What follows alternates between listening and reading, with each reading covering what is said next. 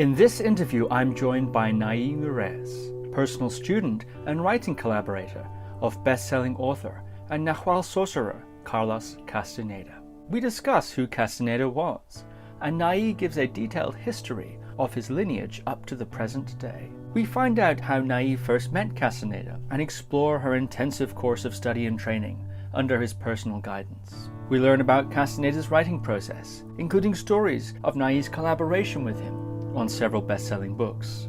Nyei also talks on the nature of power and shares insights about the current geopolitical situation.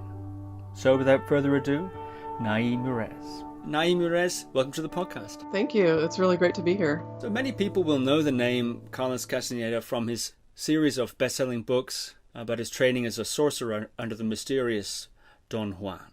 Yes. So I'm curious, who was Carlos Castaneda and how did you first encounter him? So Carlos Castaneda was, as you said, he's the author of 12 best-selling books about his apprenticeship with Don Juan. And really, to say who Carlos is, we need to say who Don Juan is as well. So Don Juan is a Yaqui Indian seer who came from Yuma, Arizona, and Sonora, Mexico. And he was the Nahuatl, or the leader of a group of men and women seers, shaman seers, and the heir to a lineage that starts in Mexico and also the region that goes up into Central California. So that lineage dates back more than 10,000 years. And Don Juan stated the goal of his lineage. It was a hermetic or secret lineage until Carlos Castaneda's time. And he said the goal of that lineage is freedom of perception.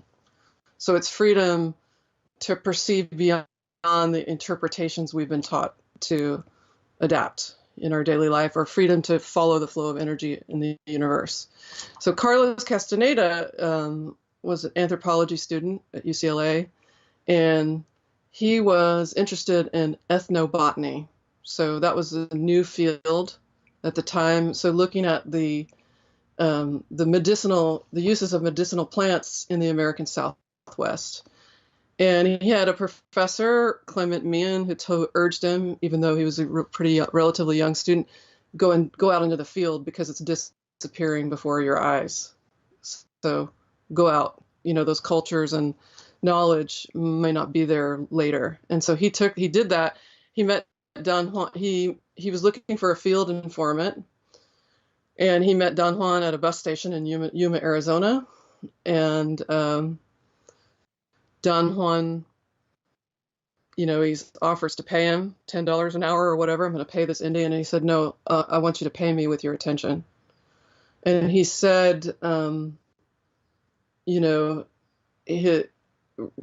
he was looking, the Western academic approach would have been, let's take a Western, frame of mind, and we'll examine this cultural uses of plants or these different cultures. And what Carlos said that he got swallowed into it.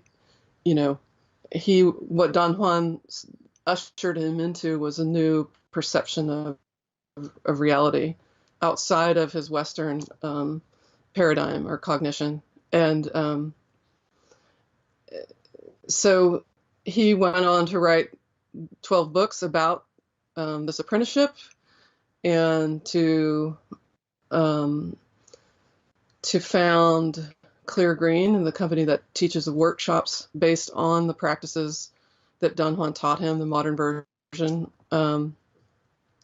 So he calls that tensegrity, inspired by Buckminster Fuller.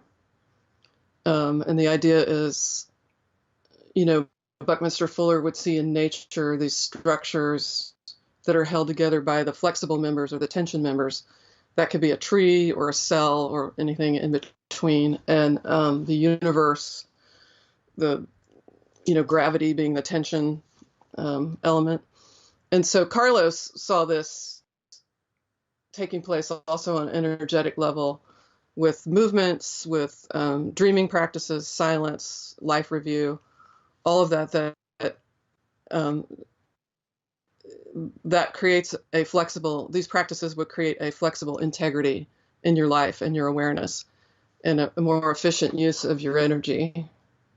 So he founded that, workshop started in early 90s. And then eventually we've gone on to train over 150 tensegrity facilitators around the world. So Carlos would say, this is the arena. It's not about escaping, we can get into that. That might be enough for now. But, what he's presenting, he's showing other possibilities and even other realities in his books. And so one can start to think, okay, this is cool, and when I met Carlos, I thought, oh, great, I'm getting out of the game, so to speak. I had finished graduate school.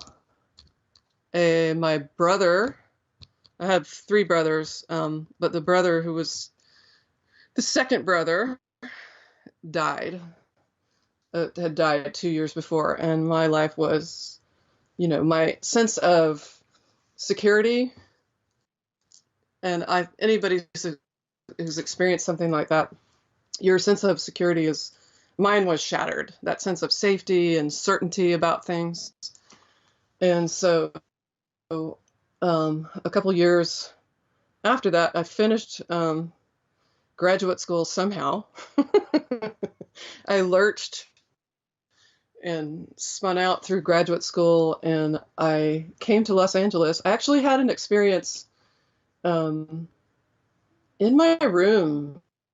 I was in graduate school in the Northeast, and I had this moment where I felt this, I would call it a blue buzz of energy, a little bit like a mild, the audience is listening, and I can't put that into time frame, but I could feel my energy fields around the body and through the body. And then I suddenly knew I wasn't going to stay in that town. I was in Boston, and I was looking for jobs, a teacher, this and that. And weird things would be happening, like they would be ready to hire me, and they're like, oh, my cousin is coming into town, and we're going to have to hire her, But after that, I knew it's time to go west. I had family here. I came to LA.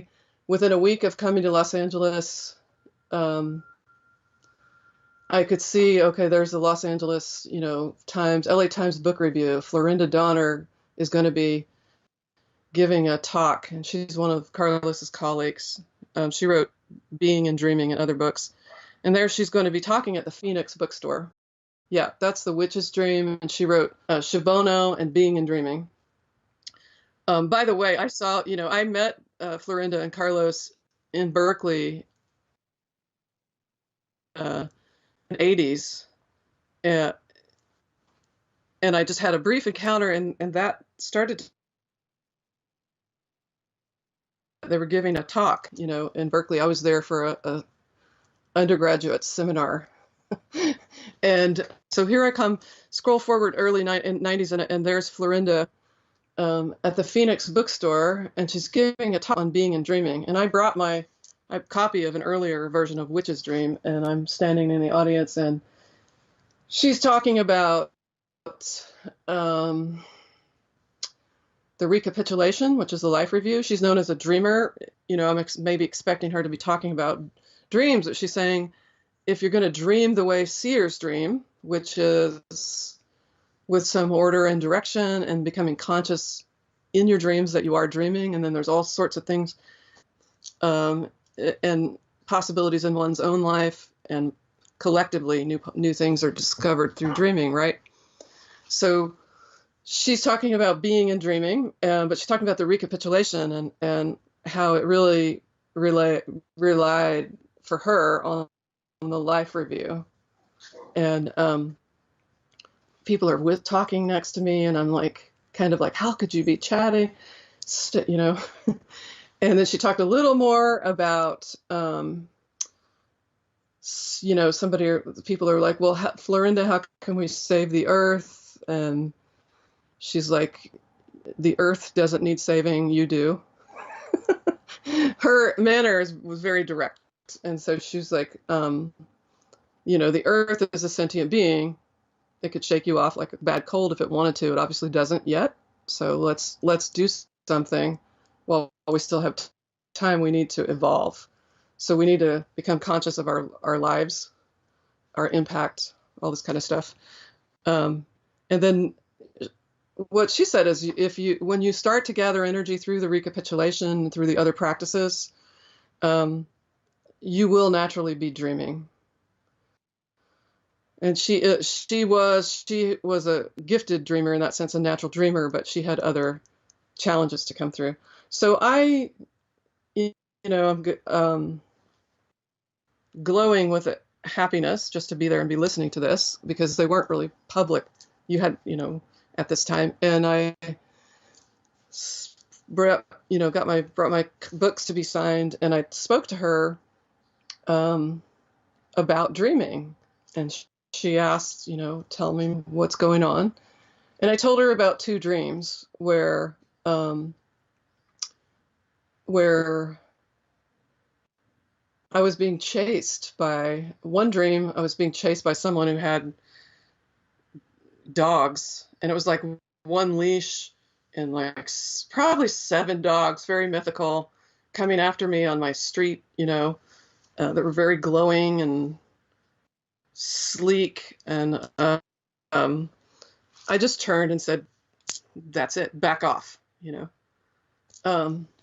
and I had a little bit of a fear of dogs that came from childhood, and they sort of took out most of that after that dream.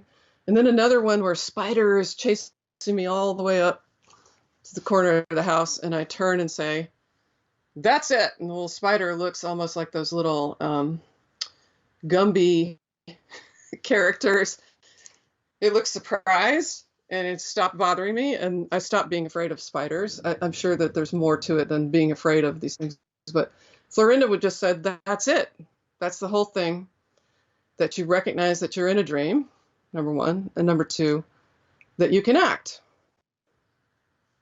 And Florinda's, to me, I'm still working with that, right? And it's something that translates to daily life. Recognize that this is a dream. You're in a dream, that you're dreaming. There might be other dreamers on certain things. We have agreement on things, but you are one of the dreamers, and that you can act. So she said, there's a talk tomorrow night at the Sisterhood bookstore. Why don't you come? I went to the Sisterhood bookstore, and I'm looking at Women Who Run with the Wolves, and I turn around, and there's Florinda. And she said, hey, let's get your contact information. Carlos has some movements, and out of my mouth, not through my brain. So that's what I'm looking for. And I realized that when I had met them earlier and started reading their books, Carlos and Florinda, and then Taisha Avelar's book came out around the same time, Carlos had said, when I speak, I'm addressing myself to your body, but I'm also addressing myself to your energy body. And that stayed with me. It's like, this is an embodied practice. And this is not the only place where we process information or receive or store information. So the head, if you're doing this audio, I'm pointing to my head. So that's what I'm looking for. I felt super excited. And then Florinda went on to give a talk about dreaming, and especially how it relates to men and women. She talked about the play The Lysistrata by Aristophanes, and she said, that's a comedy. It's considered a comedy. The women of Sparta are going to refuse to sleep with their men unless they desist from this unnecessary war. And she said, yeah, it's a comedy, but it's not, because women are the engine in some way. The women energetically fund the social order. She's like, we have the womb, which is like a second brain. And so it has a lot of energetic functions in addition to conceiving child, nurturing and giving birth. And so she talked about that. She talked about how, for human beings, we have a necessity to evolve. And a key element of human evolution would be bringing the womb, awakening the womb.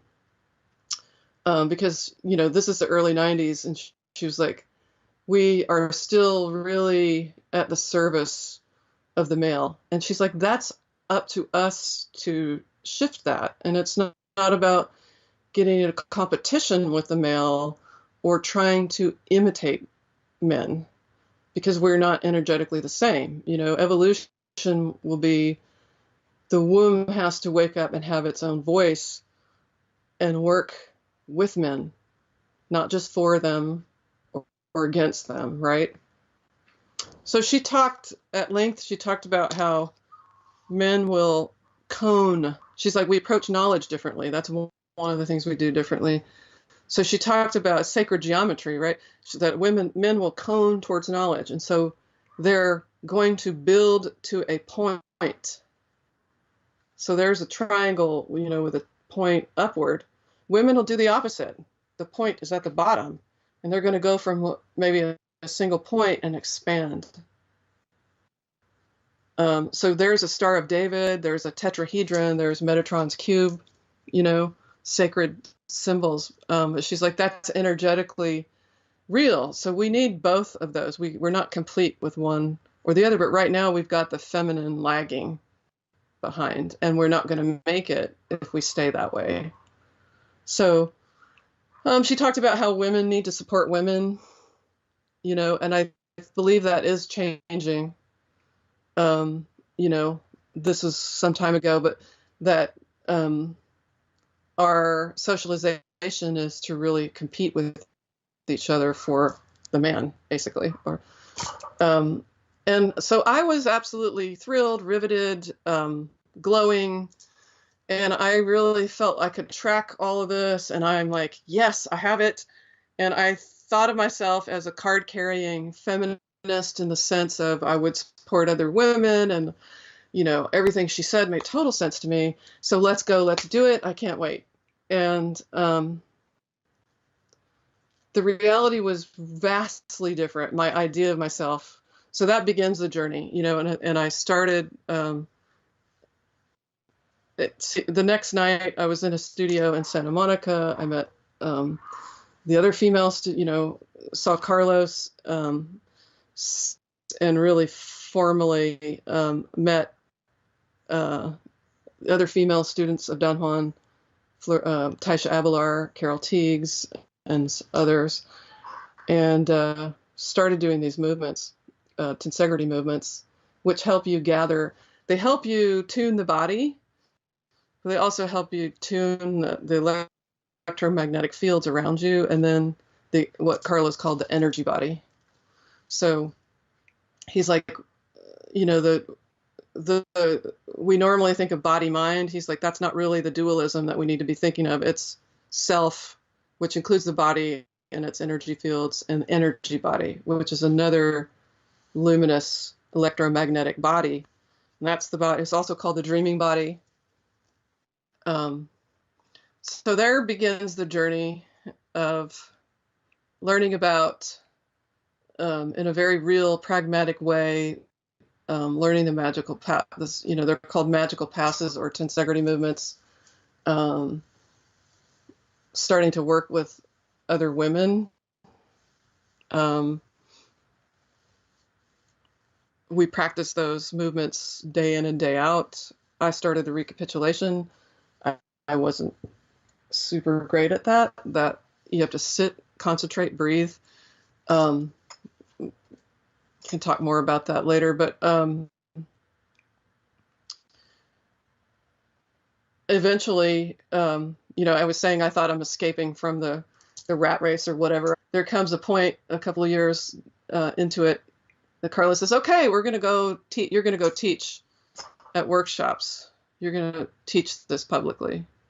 So, and then I started working with him also on his books as a reader and then a scribe, and the whole training as well.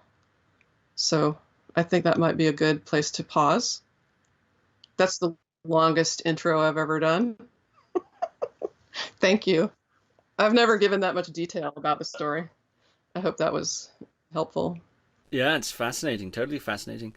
There's lots of things that I'd like to ask about there. But first, I think, when people think of ancient lineages and traditions of that continent, I think of the Aztecs and the Toltecs and things like that. I think it's just popularly known.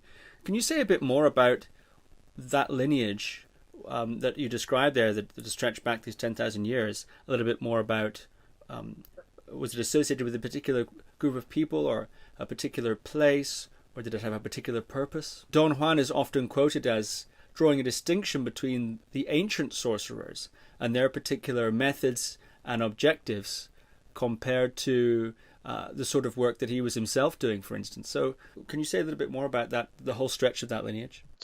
Sure. Carlos did not emphasize the specific detail of the history of the lineage so much as he emphasized Carlos Castaneda, what he would call the energetic facts of the lineage. So in a very abstract sense, like, how did it evolve in terms of knowledge? So your question is perfect about the distinction between old seers and new seers. He stopped using the word sorcerer after a while because it freaks some people out because they think it's about power over other people. He said it's really about connecting with source, with about the intent of, Don Juan called it the intent of infinity, the intelligent force in the universe. So that's what that word really means. It has nothing to do with trying to control other people. But the old seers would get into those kind of things, practices. So just the magical passes and the movements that I'm talking about were discovered really, really early in this lineage by seer in states called dreaming, in the dreaming states we're talking about, and brought into waking life. So there's a very pure origin there of those. They became ritualized over time. And so more recent times, they took off the ritual and sort of restored some of the abstract. So that's one line of development. In terms of Aztecs and Toltecs, there is a Toltec link in Tula and the whole Toltec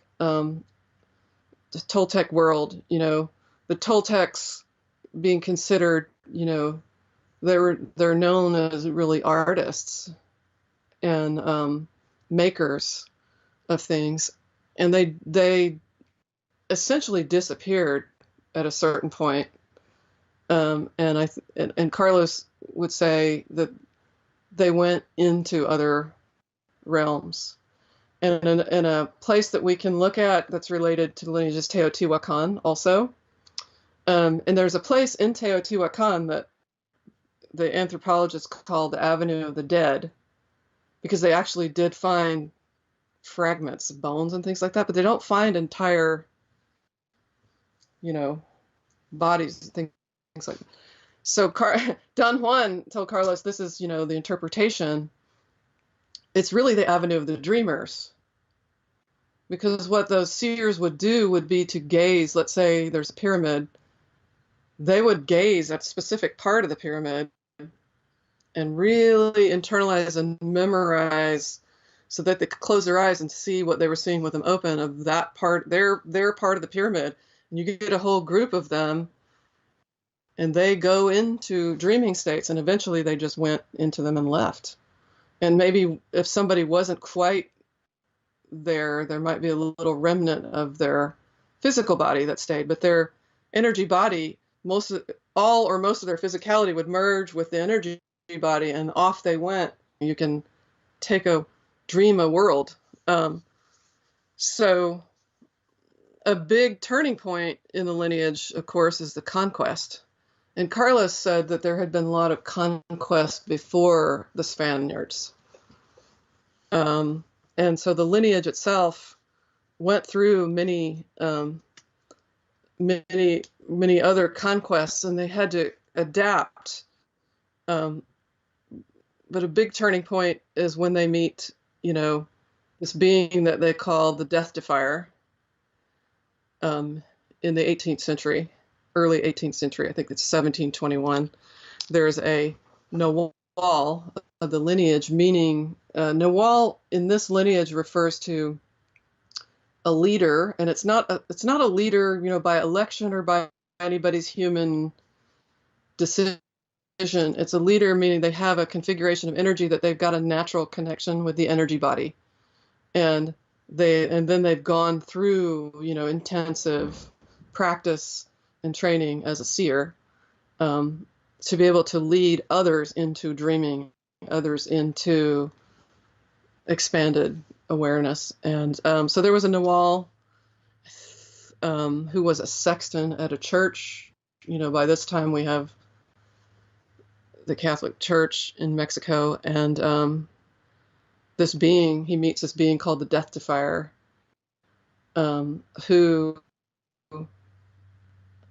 was whose life dates, nobody knows the time span, but it's someone who energetically could do something. There would be a gap that starts to open when a person's life is coming towards an end, and the Death Defier would connect with the Nawals of that lineage after this time, and keep closing the gap, and was doing it somehow before that, because it's a being, and I can't say he or she, because I believe he was born, he's naturally a male, but it was more auspicious for him for a number of reasons to shift to female. So he literally, there's a feature on the energy field that you turn it around and you become female.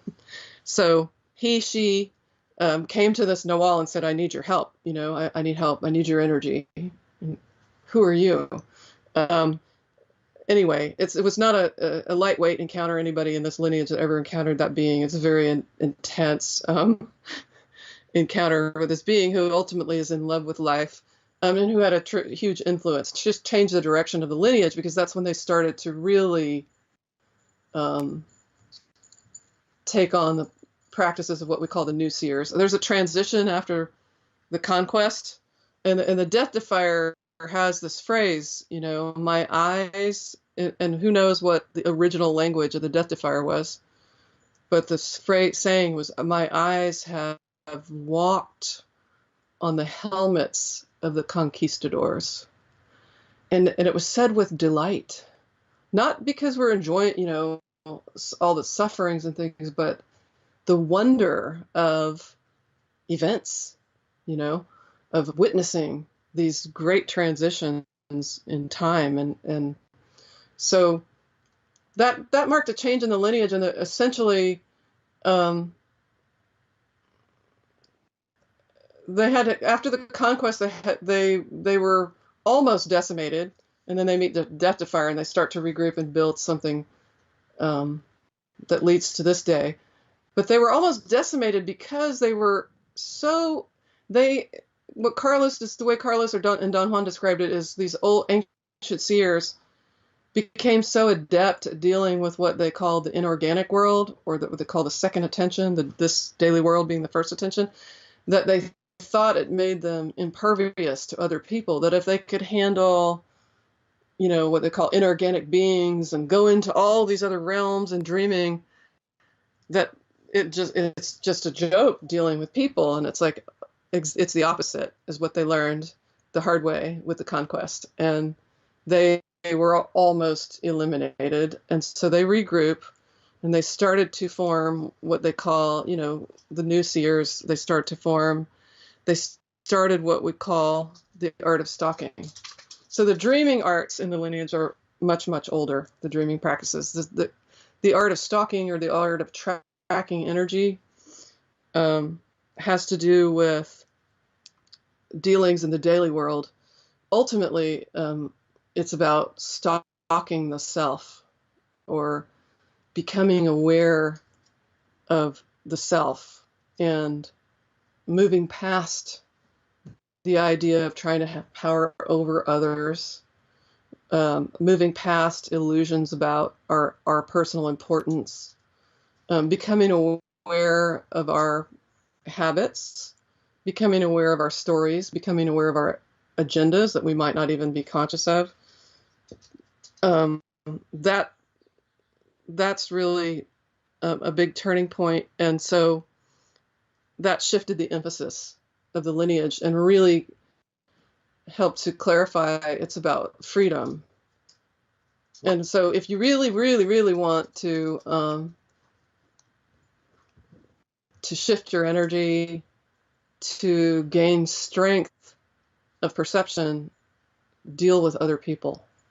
That's part of the story of the lineage. There's apparently, I think since the death to fire, it's 27 generations.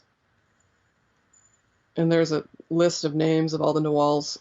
There were also female Nawals. There's a whole story in the lineage of the story of men and women and it's also a story of human history, right? But through this lineage, it's like there was a time when the Nawals, or the leaders, the chief leaders were women. And, this thing I showed, about the women will expand toward this way and the men are going this way.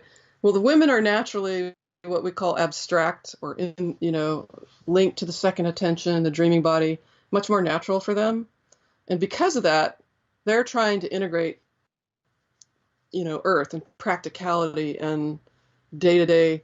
And so what Carlos said is when the women were exclusively in charge, he described it, they got into pits of practicalities, that were, and then he said, okay, so then the men, there's a not very friendly takeover by the men because the women kind of messed it up.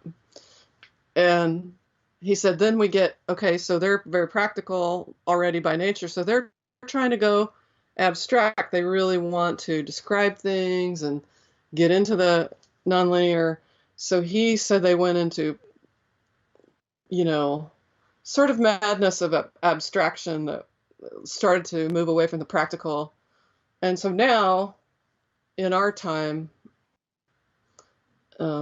it's become shared leadership. So the last several generations of Nawals, it would really be leadership shared, men and women. And so I can be more specific maybe about the last 4 or 5 generations, because there's some very specific things that each one found. So I can take a pause and would that be interesting to? Yeah, I think so, because from what I understand, Carlos's direct students were mostly, if not all, women, like your generation, if you want. Would that be right? Not. I wouldn't say they're mostly women. It's that the women were earlier into teaching, and he said, I can address that, and then we can look at the more recent history of the lineage. I love that question because it speaks to a lot of these other things we were talking about. Because what he says is what he said to us. It's 3 women, and it was 3 American women that were teaching in the early seminars, and we would go to Mexico, and they're like, why do you have them? Well, first, the women, because women in one level in the social order don't have as much to lose by dropping their agenda. They're not socialized like, hey, we're relying on you. That's changing. But in another way, women, Florinda would say it is women, nobody's counting on them to do or be anything. So we don't expect the same consistency for a woman. So it's easier for them to say, yeah, I'll go teach tenserity with you, I'll drop everything and totally dedicate myself to this. That's easier. So we did, and there were men present. That just came a little later for them to start teaching. That was a great moment. That was actually the Westwood seminar. I think it was the first time we did it. We had men and women, equal number, teaching the movements. But that was the reason that the women were, one reason women were earlier. There was a little sideline about why these American women, and he's like, because they live in El Norte, they're not dreaming of going to El Norte, and they've already discovered that if you're caught in your self-importance, it's still miserable. So they don't have they don't have anywhere to go. So they could flip earlier, you know. They don't have so many fantasies in the daily world. It didn't work out, you know, other social things that we would, different stories for different people, but that's part of it. So in this lineage, what's interesting about recent several generations, you can look at the development of the practices we do now, the magical passes and dreaming, life review, all that started to restore its abstract nature that they had in the beginning. The recapitulation wasn't there right in the beginning, you know, dreaming and the magical passes were. And that starts with a Nawal. There was a Nawal Elias who used to go into dreaming and find, they had names for it. He would find these objects that would be like technologically beyond us, or just really interesting, inspiring. But he was very very abstract. He wanted to get to the energetic base of things rather than the surface, you know, the ritual, and that starts. So he starts restoring that to the magical passes, and so then there's a, you know, there are movements that are dedicated to the butterfly or the wolf, you know, other sentient forms, the tree. And they start to realize when they do those particular movement series, their recapitulation, they could apply that to the life review. Because if you step for a minute into the awareness of a butterfly, it's easier to see what you're doing in the office meeting or whatever it is, right? And so that started something called the Theater of Infinity. And there was a Nawal Julian who was an actor before he became the Nawal Julian. And so he applied his knowledge as an actor to the Theater of Infinity. It's rooted in these movements. And then we can play out scenarios. We can do a lot of different things. We can actually go into, you know, the actors become dreamers in a sense. They're moving it's called the assemblage point, or their point of orientation to reality, and they can pull the audience with them. Or, you know, eventually it evolved into also we could ourselves as practitioners take a scene from our daily life, play it out, notice how we're embodying, notice how we're breathing. Like if I'm having, you know, I'm feeling left out, they're not consulting with me, with a team, I can play this, or whatever it is, you know, you can play the scene and how's my breath when I'm in this dialogue, and what's the emotion, where's that in my body. I can play that, become conscious of it, note it, be witnessed, have other players there. Then if I perform the movements of the butterfly, I've got a little bit of a different view now, and I can see that differently. And I can actually, with that different alignment, where I notice my breath is probably more open, I have less tension here and there, play it again, see what happens, or switch apart. What date range are we talking about here when this started coming into the lineage? The Nawal Julian would have been, you know, Don Juan, they say, was born in his student Don Juan was born in the late 19th century. So this Julian would have been born somewhere mid 19th century. So this would have gone probably late 19th, early 20th, his time. We're never given specific dates like that, but yeah, that would be the time frame. So, yeah. Well, Don Juan really, I think one of the things that Carlos said about Don Juan, he really brings in sobriety. The Noel Julian is this flamboyant actor, and it's part of you. You really get to see these are people that become so divested of their personal agenda that they reflect infinity, but in different ways. And what Carlos said about Don Juan, he has a chapter in his book, The Active Side of Infinity. It's called Who Was Juan Matus Really? And the social order would be, well, he was Yaqui and he was born in this age, and he lost his parents and he was shipped off to Sonora, Mexico. And this is all true. This is, but what he said is, if you really go to the energetic core of that question, what Don Juan became was a collection of stories that reflected infinity. And so the stories, Don Juan had, stories upon stories that would illustrate, they might be his own stories or other stories of other Nawals before him, that would illustrate, a lot of different principles. So Don Juan, his the Nawal, I guess they call it his benefactor. They don't really call it his teacher in this lineage. Flamboyant, excessive personality, left to his own devices. He was going to die of tuberculosis from that excess. He's literally in the midst of some sort of, romantic conquest when Don Juan sees, or his, I think it was Noel Elias, sees him in a field.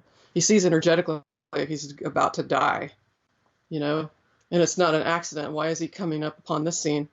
And he shifts his assemblage point. There was the Nawal woman, Amalia, with him, and or Talia, and Amalia's earlier generation, and they're both these characters that are wild.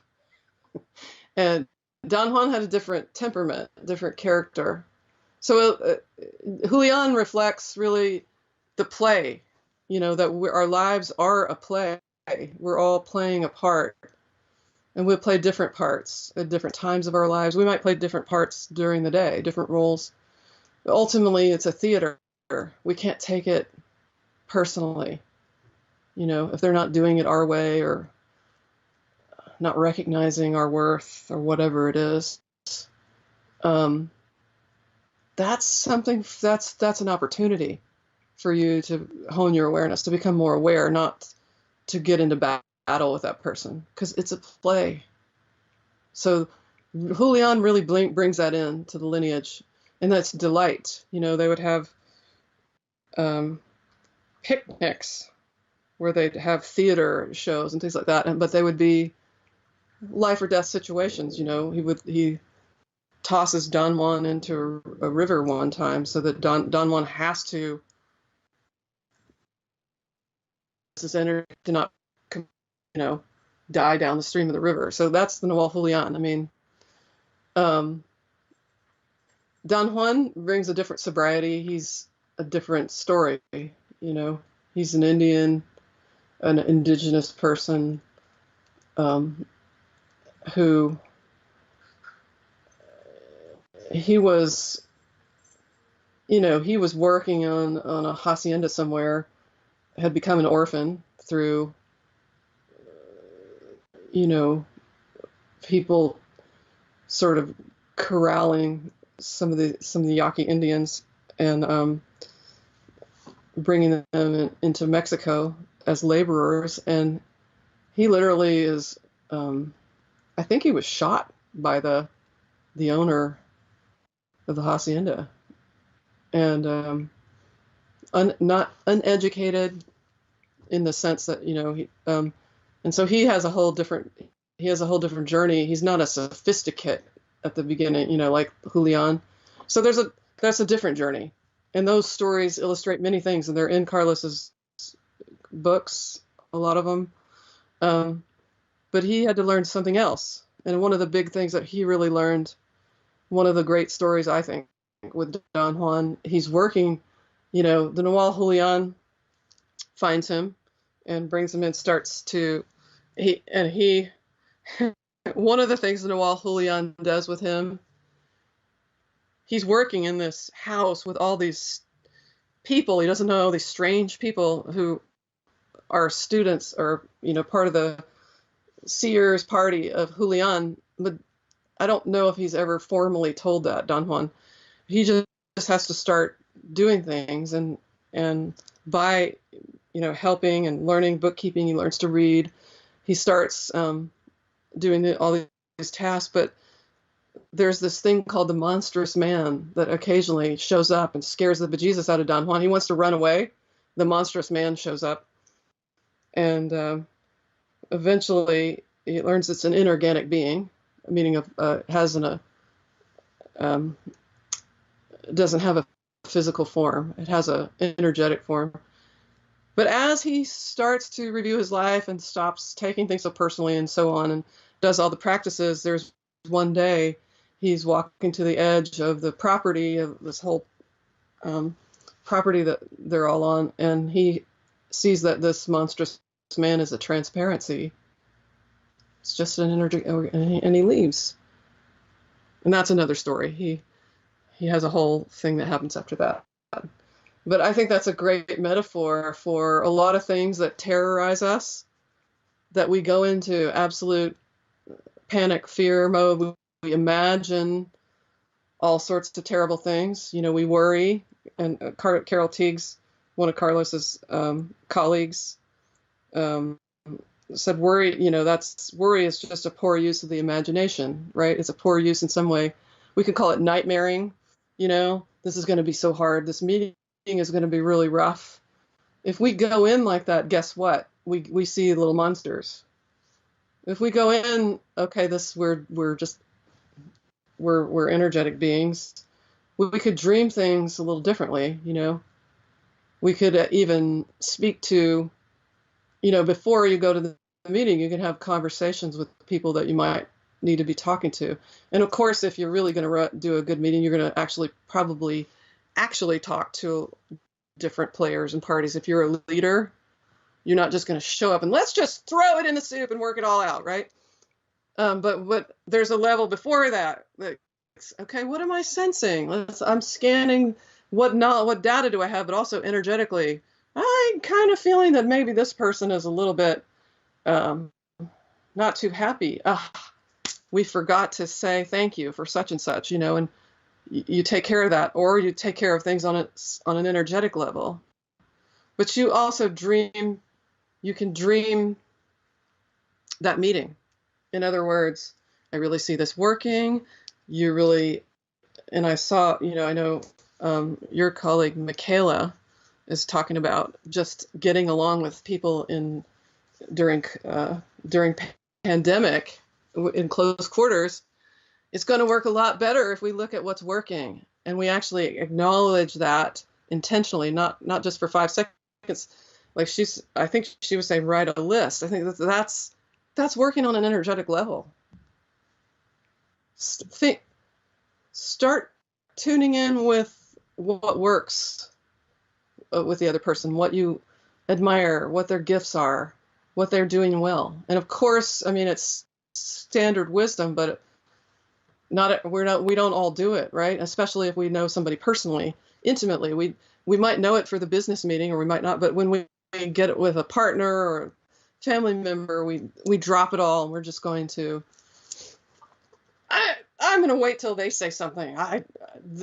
It's just, they shouldn't have done that, or whatever. If you drop it, just say, hey, I really see an opening here.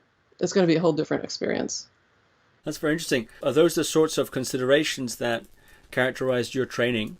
I'm curious, you said you felt like you were a card-carrying feminist who supported women or something like this.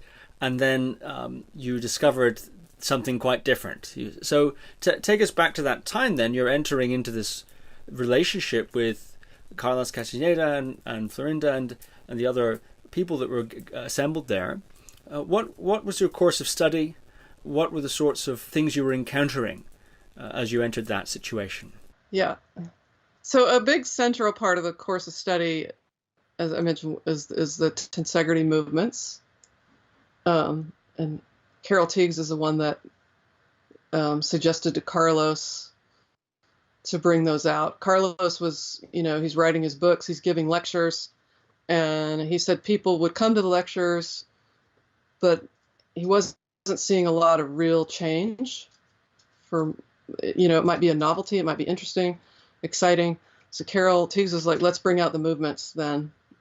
Let's see, because they weren't really public. And so that's kind of where I come in, is at that entry when that's happening. So we were practicing. I was given to practice with another female student. That was a huge gift at the time. I thought that I was supposed to tell her what to do. We're given this exquisite series of movements to do called the tensegrity of affection, or the different titles for it, but it has to do with movements that will really promote getting along with others, and coming from that place of care, love, affection, rather than that place of what's in it for me, or prove it to me, or whatever it is. So we practiced day in, day out. This is somebody who's very organized, a natural organizer, brilliant person. But I thought I was the genius and that I should, really run things with her. And she, more mature practitioner than me, I think sometimes was amused. She was definitely had more forbearance. And sometimes would just, listen as I pontificated about, because I was working with Carlos, on a manuscript that I thought that made me the Queen of Sheba, and to me, that's the beauty of practice. I'm sure you've heard other stories like this with other practices and lineages. Anytime we get together and we're all going to be conscious and it's, love and all that, everybody agrees. And then when we get into actually interaction, then that's where the fun, the interesting stuff begins. And so that was a journey. And, those movements themselves helped to create a different kind of harmony. But it took me a long time. I was raised, I worshiped my dad, and my mom I didn't get along with so well. That view changed a lot through the life review and teachers pointing things out. Most of my life review really took place through interaction and through ultimately, as a workshop leader, you listen to other people's stories. Carol Teagues said, because Carlos lays out the recapitulation, there's different ways to do it. And, sooner or later, I'm sure be in books that everybody can read. But the point is, through those interactions, I got to see what I was really up to, and if we worship Dad, he can do no wrong, but he's remote in my view. I can't reach him. I'm looking for crumbs of attention from Dad. And Mom is like kind of annoying because she's trying to get me to be a little more timely and efficient on things and practical. You're going to take that suitcase right into your interaction. So I'm like, this being is very practical, very organized. And I'm like, well, but that's secondary to this great knowledge of what Carlos is talking about. And let me explain this finer point to you. And, eventually that runs out of road. And it did. And that was not fun for me because I had to stand down, and that's where I really had to learn, hey, I think I can acknowledge another woman, except she's doing this, she's,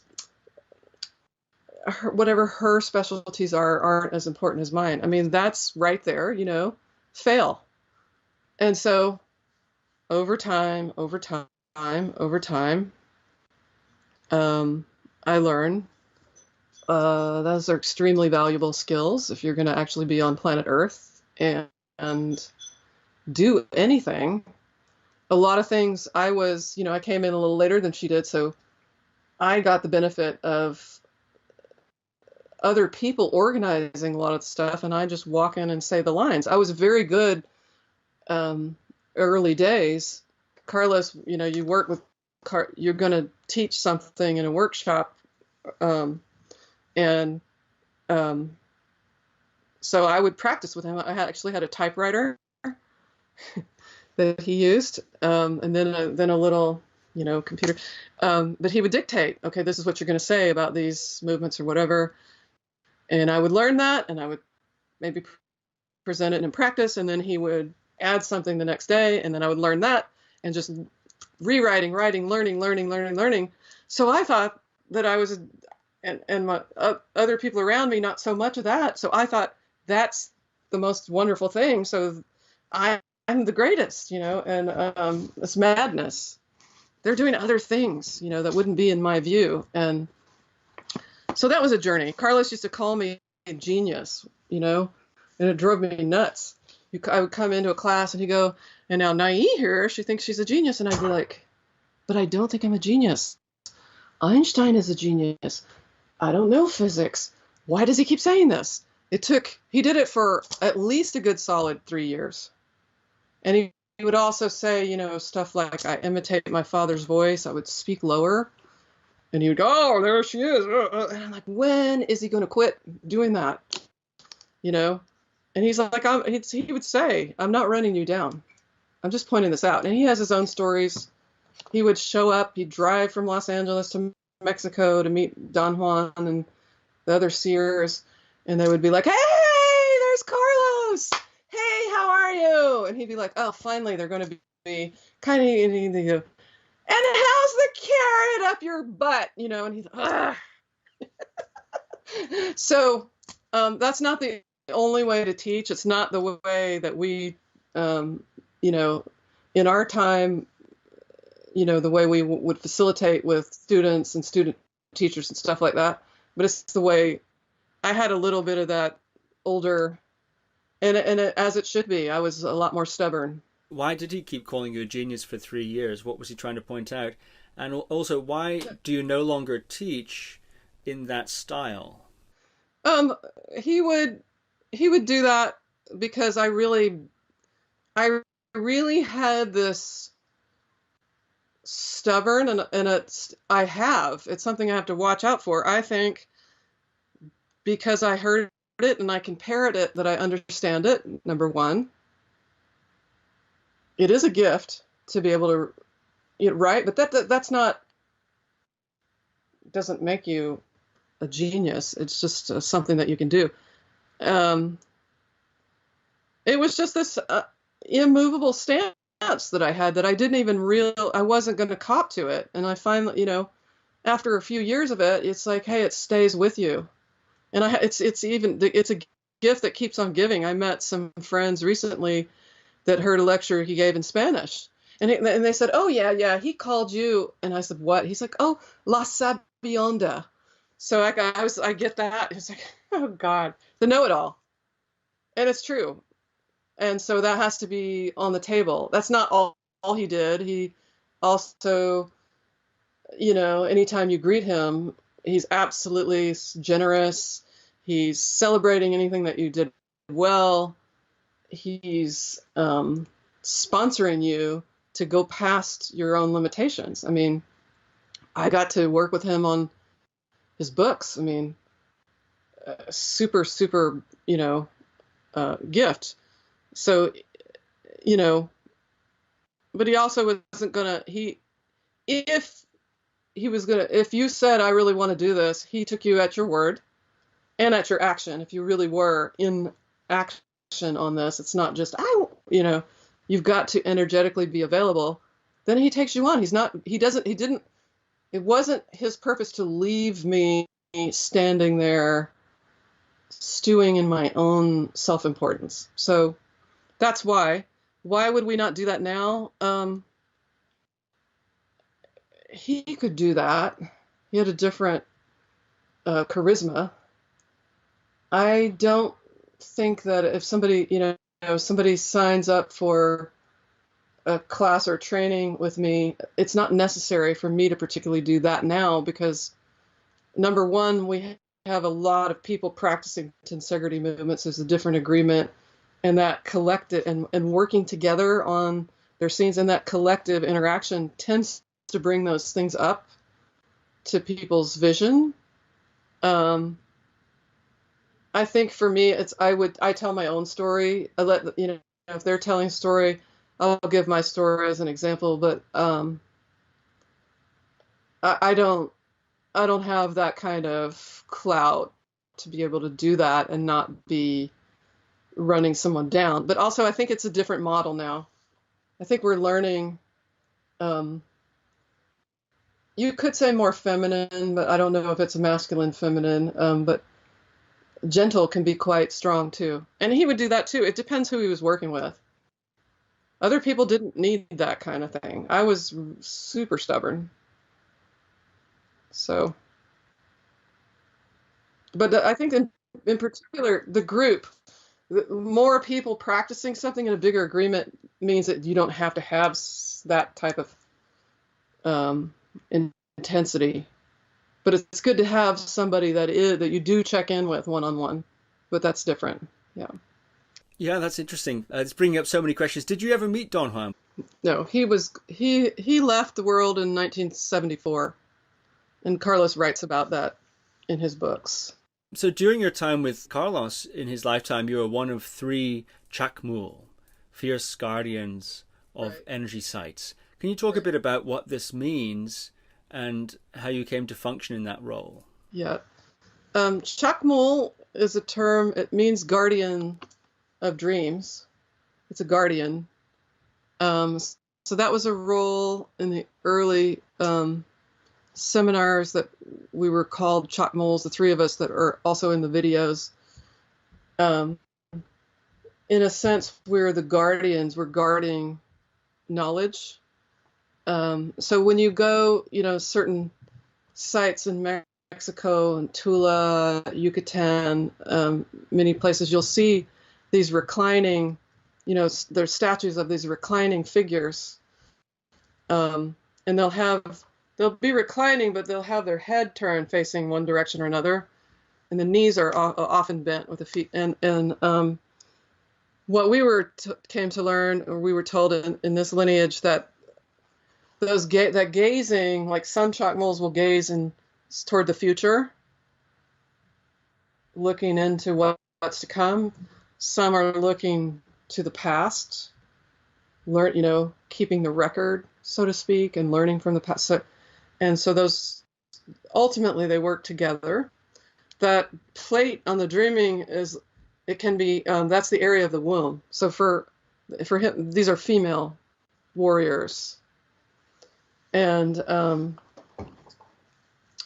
so guardian of dream means that we are guarding, you could say guarding the second attention, or guarding the possibility of people to dream, people to access this other part of our human heritage that we put aside. Also guardians of just knowledge of the students of Don Juan. That configuration later opened up into a larger group with different, energy trackers and this type of thing. But those figures are, you can see them.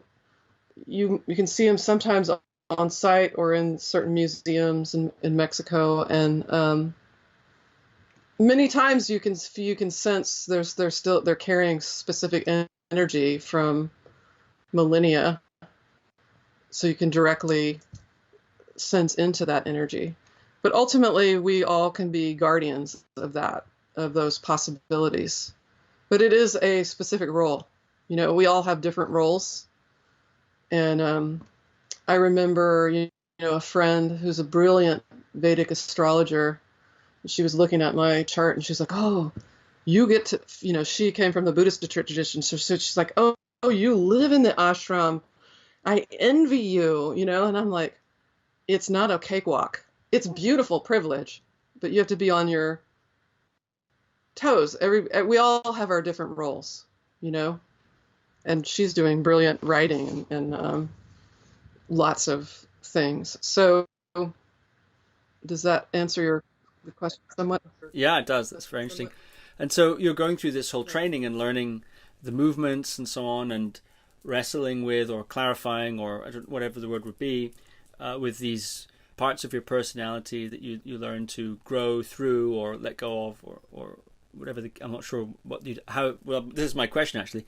Was there a sense of why one would go through such a process? You mentioned the Buddhist tradition there, which in a sense, one of the, depending on which kind of Buddhist tradition, the sort of point is to be, you know, free from suffering or something like that. Or for Christians, the point may be, you know, be saved or be one with God or something like this.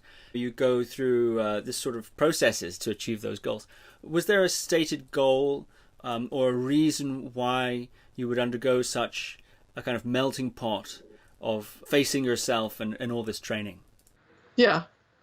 And while, by the way, while we're doing the melting pot, we get to travel the world and do all sorts of spectacular things. So it's a very joyful thing. What do you mean spectacular things? Oh, I mean, spectacular. I just mean like you know, being on planet Earth, and you get to. For me, the most beautiful thing about travel is meeting the people, meeting the culture, or the cultures where you go, and you're talking like as you're traveling and teaching workshops all around the world, having this sort of adventure, that side of life. Yeah. So that's one spectacular thing. I mean, that's a major gift, and you get to, you know, we would do some musical elements to the workshops, and so I'm sitting there, I get to watch 3 flamenco guitar players do, you know, playing to a series of movements that changes the tone to the culture. It's these kind of great experiences. So the question, I'm losing the question. Why? What's the goal? What's the goal of all of this? You know, so the goal, it goes back to that description of what Don Juan calls freedom. You know, and is freedom means I can do whatever I want. Not exactly, right? I can just, you know, I gotta be me, you know, whatever. Not exactly. It's the freedom, you know, if we accept the premise that the universe is a universe of energy, which science is certainly accepted and run with now, you know, quantum physics and all that, then the most pragmatic thing to do would be learn to perceive and follow the flow of energy. And the most impeccable thing to do. This word impeccability comes through, you know, that's Don Juan. You hear that Carlos, I think, introduced that with Don Juan. Impeccability is to do your best. You know, he'd say in a bit more, and to do your best, it means your best to perceive how energy flows and to follow that. And so we can see it in really simple things. Like if you're trying to go somewhere and all the cars in front of you are slow, something's up, right? Like suddenly on a route that's usually a breeze for you, and you keep getting things coming your way, or the opposite, you know, it's usually really tough, but now it's just those are indications of energy. It's showing you something. Follow it, right? So I would be like, well, maybe I need to go home or not. You know, if it's slow, I go home. Yep, I needed to do that. There's something I needed to do there. Whatever. There's endless ways we could describe that. You know, in a relationship, follow the flow of energy. Well, first I want to be able to, how's my energy? What's the energy I'm bringing into the room?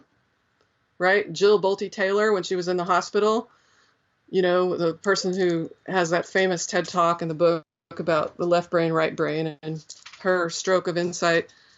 she started to really feel the energy people are bringing in the room. So she wanted to have a sign, please be responsible. This is Carol Teagues pointed this out, for the energy you bring into the room.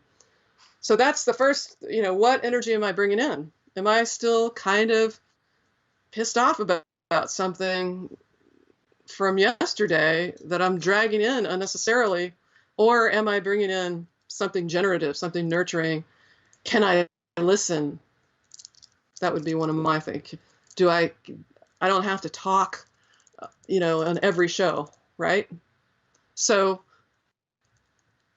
am I willing to do that? Please be responsible. And then am I willing to tune into the energy of the others in the room? That's practical, that's functional, that's energy is at the base, right?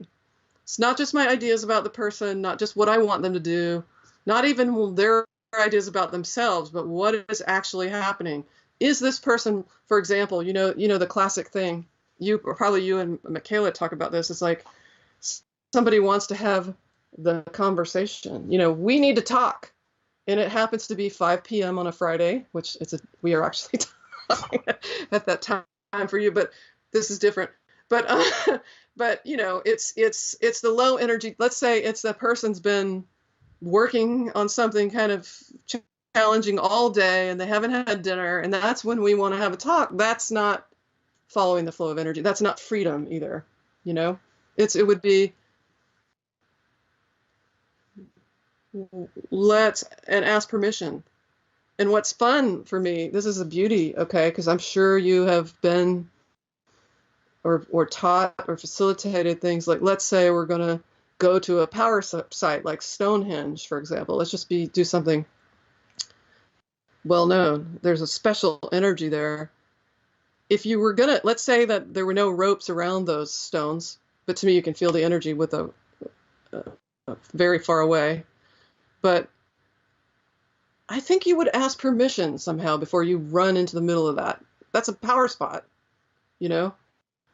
So we can learn that. So if we can learn that, there's a chance we might learn that a conversation with someone that we really care about or work with is also a power spot, and let's ask permission, rather than foisting, I need to get this out now or whatever, or this has to go out now, whatever it is. So I'll give an example with Carlos. Carol Teagues points out, hey, I think it'd be really helpful if we brought those movements out. That was maybe on a Friday. By Monday, Carlos has rented a studio. He's like, yep. He's rented, and we go to town on the movements, and he writes a book about it, and we start doing seminars. He didn't be like, if he saw the wisdom of it, he went totally. He didn't hold himself back. That's actually freedom. That when, if you see this as a path, you don't hold back. It doesn't mean you rush things. You don't do things before they're ready, but and that's where, he talks about path with heart. And again, everybody will agree, oh, path with heart. Yeah, I'm in, sign me up. Me too. And then there's that beautiful journey of learning to let go of that hesitation. And hey, if it's yes, then it's yes. And if it's no, it's no. And if you're in a decision phase, you're in a decision phase. Sometimes you have to try things on. That's another whole conversation, Yeah, as you mentioned, you were Carlos Castaneda's scribe. And I believe the first book you did with him in that capacity was Art of Dreaming. Can you talk a little bit about Carlos's writing process, your role in that process, and what it was like to be involved in that work? Yeah. And that role might shift from book to book or work to work. With the Art of Dreaming, I was a reader and pointed out certain things. And what I remember about that, this is maybe not exactly on the line, but just it's worth. He was excited. He wanted to see if certain concepts were coming across, and so I would give feedback. And one concept, and I wasn't the only person that did that. There were other of his students and colleagues. And most of the things that he wrote, in fact, everything that I was part of in terms of the books, would circulate amongst his colleagues and some of his students. And then I would take that and collate and go through with him and put together the next version. It was a great process. But at the earliest, the Art of Dreaming, what stands out to me is that what came across, and he was delighted that it came across, is the distinction between, the mind and what the mind does and thought. Because for him, thought is something that comes from infinity. So we might have that experience, we're working on something, and then we turn and go to the garden or get in the shower, and suddenly it comes, and he would say that's thought. And even that we are thoughts, thought by infinity, and time itself, all that stuff. So really looking at what is thought, and that would tie in, to dreaming, because that's part of the art of dreaming. Is, am I able to receive, either in the waking dreams? There's multiple states we can be in waking, or in the sleeping dreams, to receive. And the classic story is Einstein would get some of his clarity on his theories when he's asleep, having to dream, or Mozart hear the voice of the angels, that type of thing. So that was the process on that book. And then he put out a lot of material. He was on the internet in 1996. He was very excited when the internet showed up, because that meant he was so excited, because he now had a fluid form to work in. Things could be, there's not a lag time, instantaneous. So he would be putting out blogs and announcements, descriptions of workshops that would influence, and that material would go into his later books as well. But he was delighted that he could go out, and so I would be the scribe for that, and it'd be like, and then copy edit it, maybe circulate it, get it there, and send it out, and it's out that day. And then he has sending that out, that would be out, out, not on his plate in a certain sense. And then another reflection would come, and he could send that out, and so that's something we take for granted now, but it's such a gift that we have. So a lot of that type of material, and the delight with that for me is he put out a schedule, a very detailed schedule with detailed titles of lectures and the series that we're going to do and who's going to do it. And then something would shift, and he would send it, and he would say subject to change. He'd send out another one. And that's how he would develop, programs and develop work. So I got to be, a front row seat with that development. And then, in the last year of his life, 3 books came out. Active Side of Infinity, Magical Passes, Wheel of Time. Wheel of Time was a collection of quotations from his first 8 books that he published, with Simon & Schuster. And that was a process, there was a team that started to gather quotations. He's doing it, everybody else, and then we put it together, and we go through it, I've got this, you compile it, and we start to go through and sift and discern. And then I got to witness, and other colleagues of mine, how he started to see, through going through the quotations from his first 8 books, he said, I saw the Wheel of Time at play, and he wrote about that. But it was a real wonder to witness. I can't say I understood that.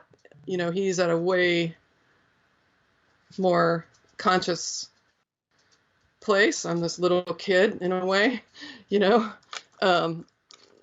putting it all together and making it clear, and the copy and stuff like that. So that was something to witness. And he wrote, and then he started to write. He said, okay, I'm going to write a commentary on each chapter, because he could see the distillation of what this book told him in this one and this one. He got to recapitulate his own journey, as an author and as a Nawal. Active Side of Infinity, he was doing, and a little bit about the process on that.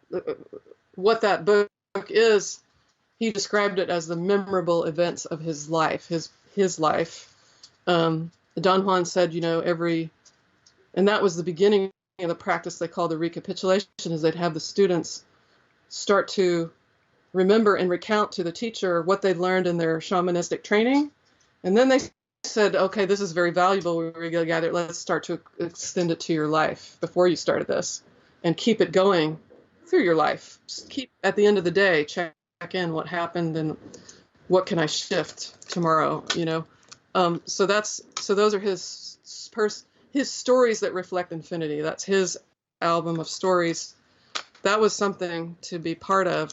But the process with that, some of what I can say about it, he talked about something he called readers of infinity, that there's this different the different ways that we can connect with infinity. We might hear, see, touch, multisensory ways that we, different ones of us, see energy. It's not just visual, right? And they're sensing it. So it doesn't always have to be the way the other person. So anyhow, he's part of the process with that is he would go into what he called the pomegranate ray and see text coming to him. He like Star Wars, long time ago in a galaxy far. And he put that in the first video. I think that's first video we did. That's an emblem to that. He did that text, that scroll with the white text in infinity. But he would see it. And sometimes he would dictate from that place. So you're going into an altered state with him, into a dreaming state.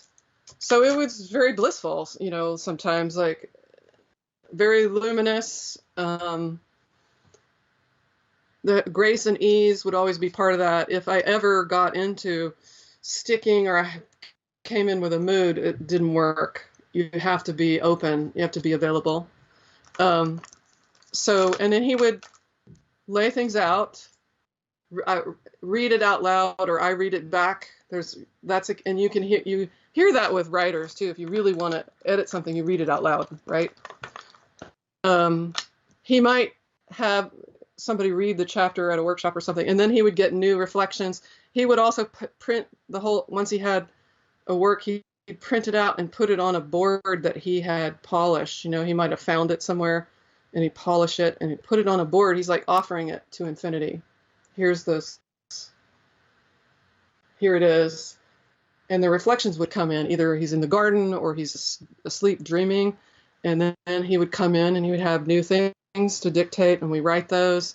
And he would say, take that paragraph and move it over here, or hold it, or get rid of it. I would not want to delete anything, because this is, very refined writing, not refined, refined energetically, I'm saying, very conscious, beautiful. And he'd be like, we can let that go. And I didn't want to delete a paragraph. Rarely did he actually delete, but he would be like, hey, and he would say to me, we are not writers, are we? And I understood what he meant, because my identity before was, I'm going to be a writer. But I understood. He's like, he didn't think of himself as a writer. He did it as an act of dreaming. Don Juan said,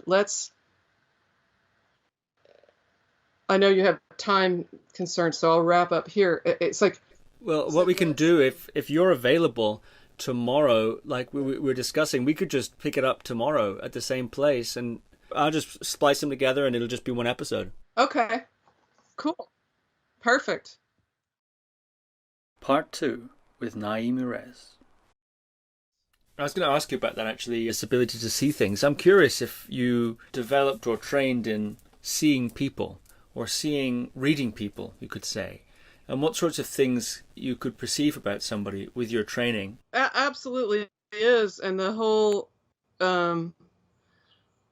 what's the word? The whole push or point or purpose, is that we can all do that. So it's about That's why we call it, if you're leading something, you're a facilitator. Um, we don't even call it, teaching, so to speak, because it's really about cultivating the inner seer of the person that you're working with in that respect with a student. Inner seer being that part of us, that is linked to the energy body, the dreaming body. And it's not really the part of us that's linked to the dreaming body, it's the coming together of dreaming body and self, which includes physical body. Because sometimes it's the idea, okay, it's all about the energy body. No, it's about that convergence. So, we talked a little bit about how different people will perceive in different ways, and in terms of our training, it will just be part of perceiving energy is that you will feel people and feel others. And I'll preface it with something that Carlos wrote about. When he first saw energy directly on his own without sort of Don Juan's help, riding on his energy. He was at UCLA, walking from Haynes Hall to the cafeteria, and he suddenly started seeing people as luminous spheres of energy, and he started to see all these energetic features, and he sat down on the steps, and he realized he'd been doing this all along, but some part of him had been filtering it out. So one of the ways, to me, that we wake up that capacity and that we're taught to do that is to look at all those places, those times in your lives where you have to make a decision and there's something nonlinear that came in and informed you in some way. And it can be just really simple. I'm not going to go left right now. I'm not going to go down that road. I'm going to go this way. Or don't say that to this person just this moment. And some of it is common sense, but some of it's that other layer. And to me, we apprehend it with our own body and our own energy fields. Fields can sense fields. And so me personally, it's more of a kinesthetic sense, and it will be, sometimes I will get, very often I'll get chills and tingles, and it'll be sometimes, arms, sometimes legs, sometimes it's full body. And that tells me there's an alignment. To me, that's alignment. That's alignment of the energetic self and the physical self. And it tells me pay attention. I mean, there's so many layers to that too. It's as you get to know yourself and you get to know your patterns, less of your attention is on defending yourself. So you've got that extra energy to perceive energy. So it happens naturally through the recapitulation, through reviewing your life. Also just breathing, breath work, or just remembering, am I breathing right now? A lot of times when we're learning something new, we stop breathing. Or if there's something highly technical or focused, the breath stops. Can I keep the breath going through this? Or if there's a challenging conversation, we stop breathing. If we keep the breathing going, less of the system is occupied with survival, right? And we can actually bring in new inspiration. And on another level, there's the suggestion that the way I heard it was the angels put information on the molecules of air, but it is like the universe. It's there. If we can exhale, then we can inhale, right? And get inspiration. So, I'm sure you've had the experience, the phone's ringing, you know who it is, and it's not because they said they're calling at 10 and it's 10. You can feel the energy on it.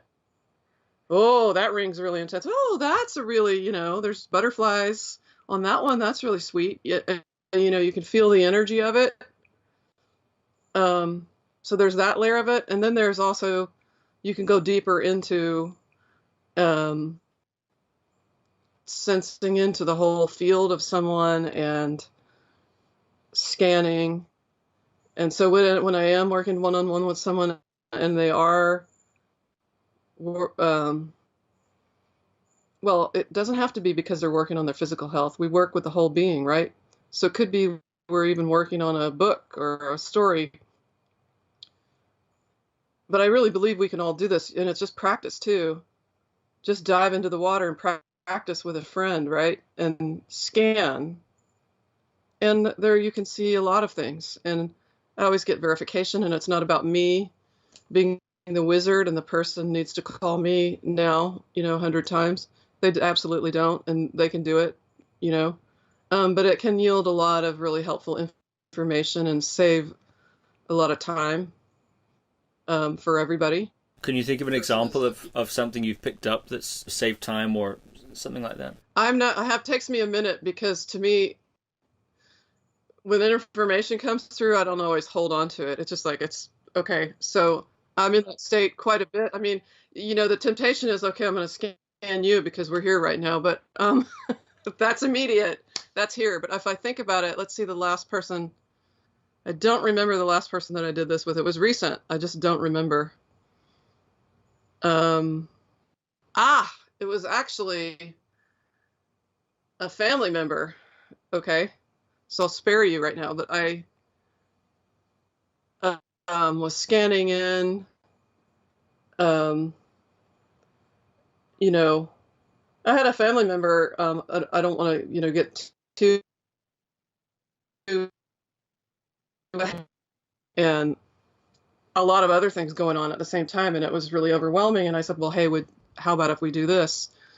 And she's like, anything that you can do. And so we start tuning in, and I tune into one of the kids, and she hasn't really told me that much that's going on. And I'm like, okay, this one's really, really, really mad at you right now. And it's not one that would typically be like that, because I can feel the fiery energy. You can just sense into it if you focus.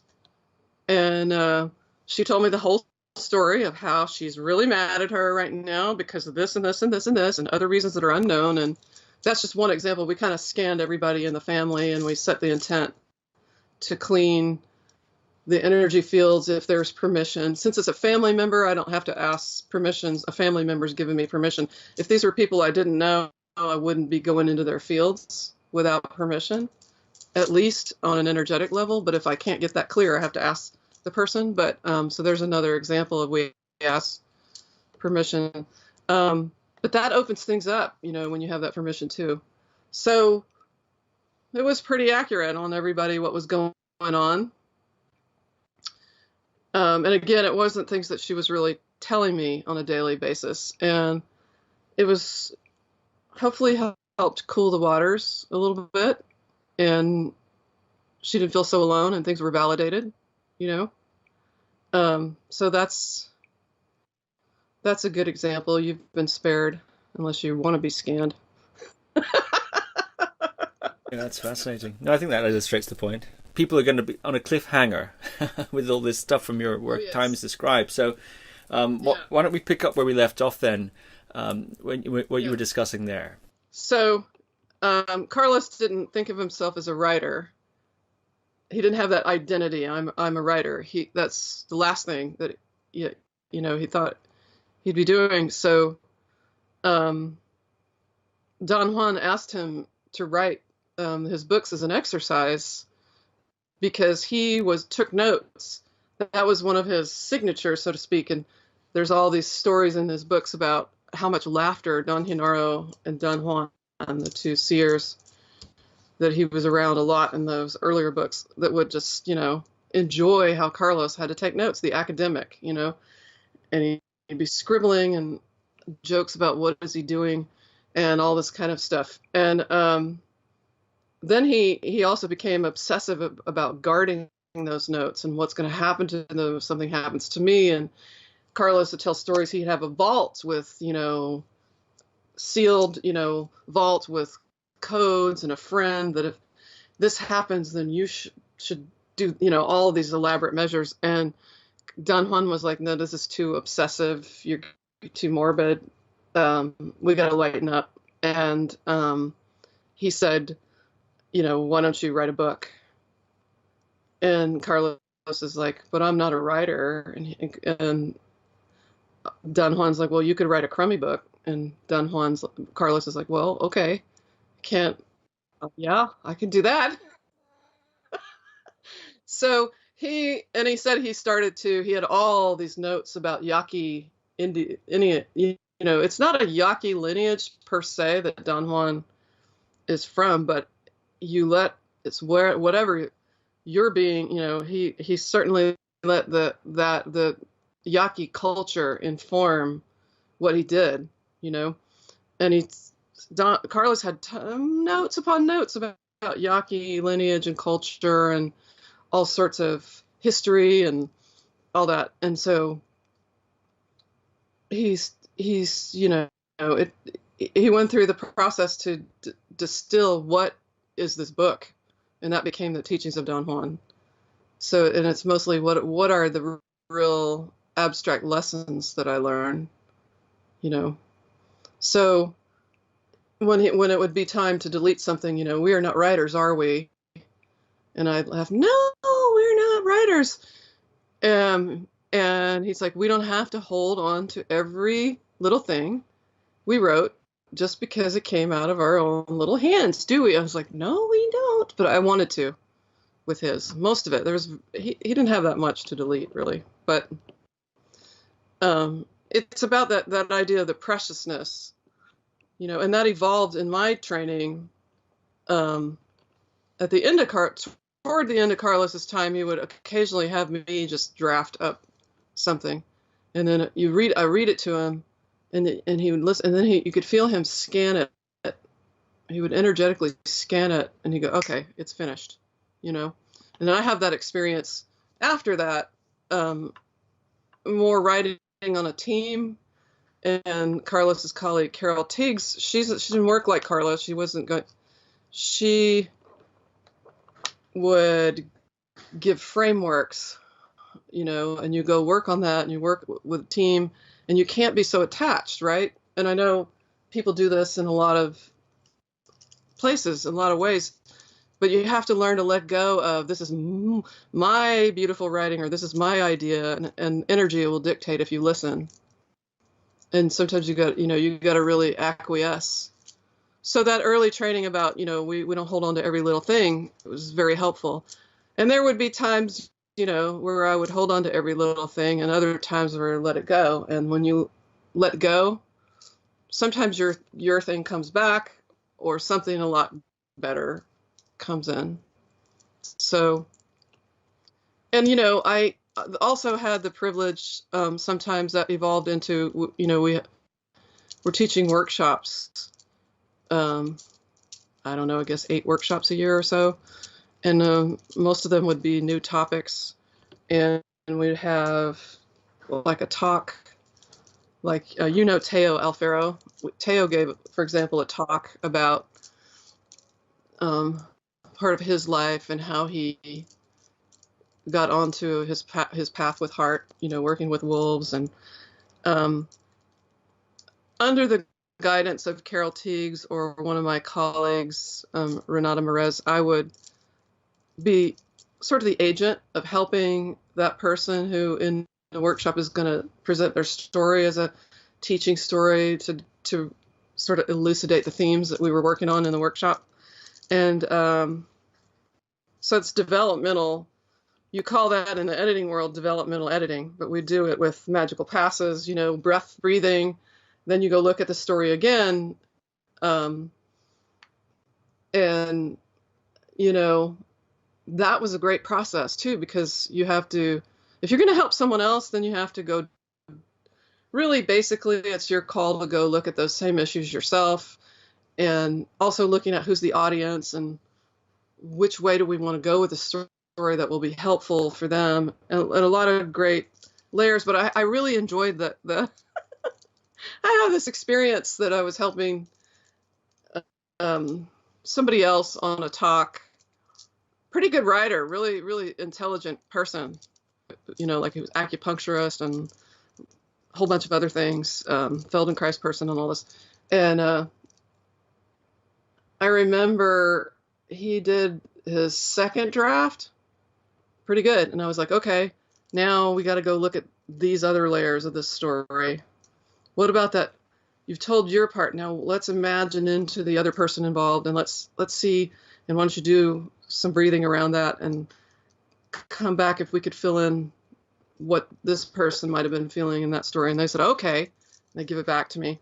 And I said, all right, great. And now, so there were 3 or 4 other drafts, and the person was really surprised. And I'm like, dude, we did 47 drafts for one announcement that we did one time, because it's a process. It was a workshop.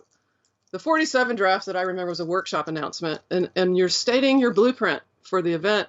And it's not only that event, it's what you're, certain things you'll do afterwards. And it's also a process of breaking through in terms of awareness. So it's not just about writing, the venue is going to be here and so on, and here's the catchy title. It's a blueprint.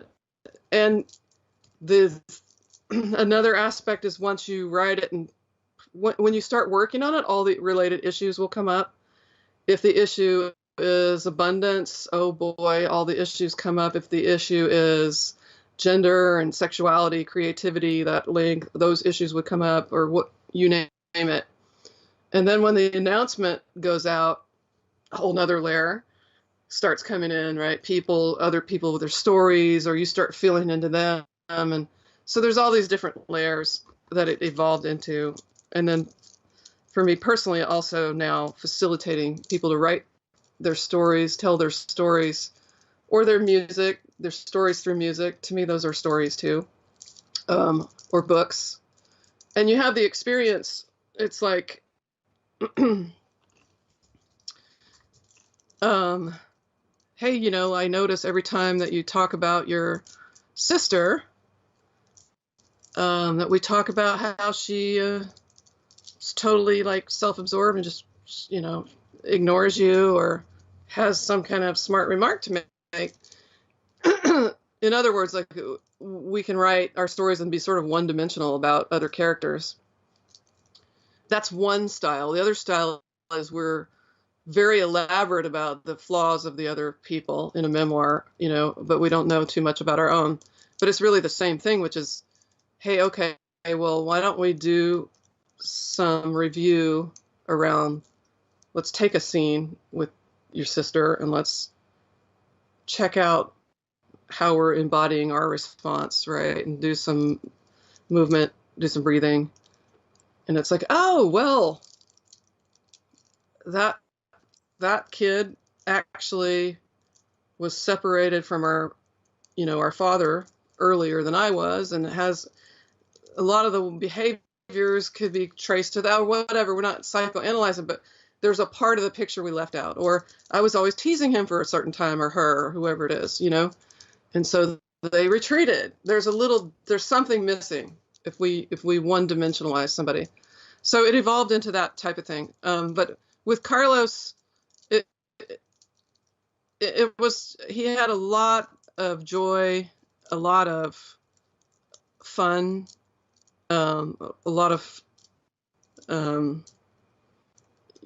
concentration. Nobody could keep up with Carlos. This is what Florinda said. She was right. There's all the female students around, and then the others of us that are teaching in seminars, and he would work, with somebody for a couple of hours, and then that person goes and integrates that while somebody else is doing another project, and he'll stop and rest, but because he had tremendous energy, and he really wasn't thinking about himself, so there was pretty limitless. So anyhow, I'm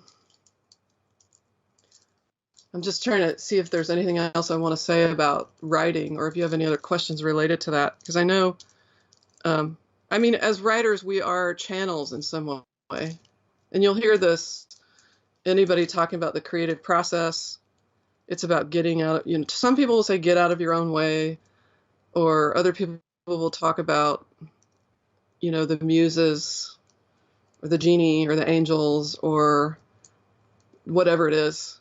And for Carlos, I mean, we talked about this pomegranate ray, he called it readers of infinity. He's really reading infinity and transmitting it. He'll transmit it differently than you will or I will or another person. But that's really, and I think that's who we are as artists in this time, as messengers. And he would say, if I don't deliver the message, it might be filtered a little differently through somebody, but somebody else will. There are things that's like thought that's in the air. There's times for certain thoughts, And so what a seer can do, you can pull a strand of thought. He would do that. We have movements, you do that. You're like pulling the thread, pull it down. And sometimes and I witnessed this too with some of my peers, but if you need to read something for men, apparently, this is not hard and fast rules or rigid. It's things to try out ourselves, but it seems to be a tendency that men can take a book, put it under the pillow or put it by the nightstand, and if you have that intent, just absorb it overnight. The female energy is more specific, and so I've had the experience of like I'm reading some pages on a book, but I'm reading it like it's in real time. And that's really a little bit more how the female, so he would say it's not really that helpful. You might as well just read it, for women, but the men can drink it, And so if you have a lot of study to do or a lot of information to absorb, put it there. Florinda Donner Grau, in her book Being and Dreaming, talks about how she would write the college paper, or the academic papers. And then later, she wrote 3 books, but you do all your work, you organize it. So it's not just I sit down and then discoveries about shamanism come to me. You have to be in the flow of that topic and that energy and asking the questions, right? But she would do her paper, have it do her best, and then lay it out on the table, and then she would dream the order of it. And then the other aspect is you've got to capture that. Don't take it for granted. Don't be complacent. So when she dreamt that order, her teacher, Florinda Matus, was like, okay, get it, write it down. Go now. Now. Not tomorrow, not in an hour, now. So it's kind of parallel to me, Elizabeth Gilbert, when she talks about the creative process, and she talks about a poet.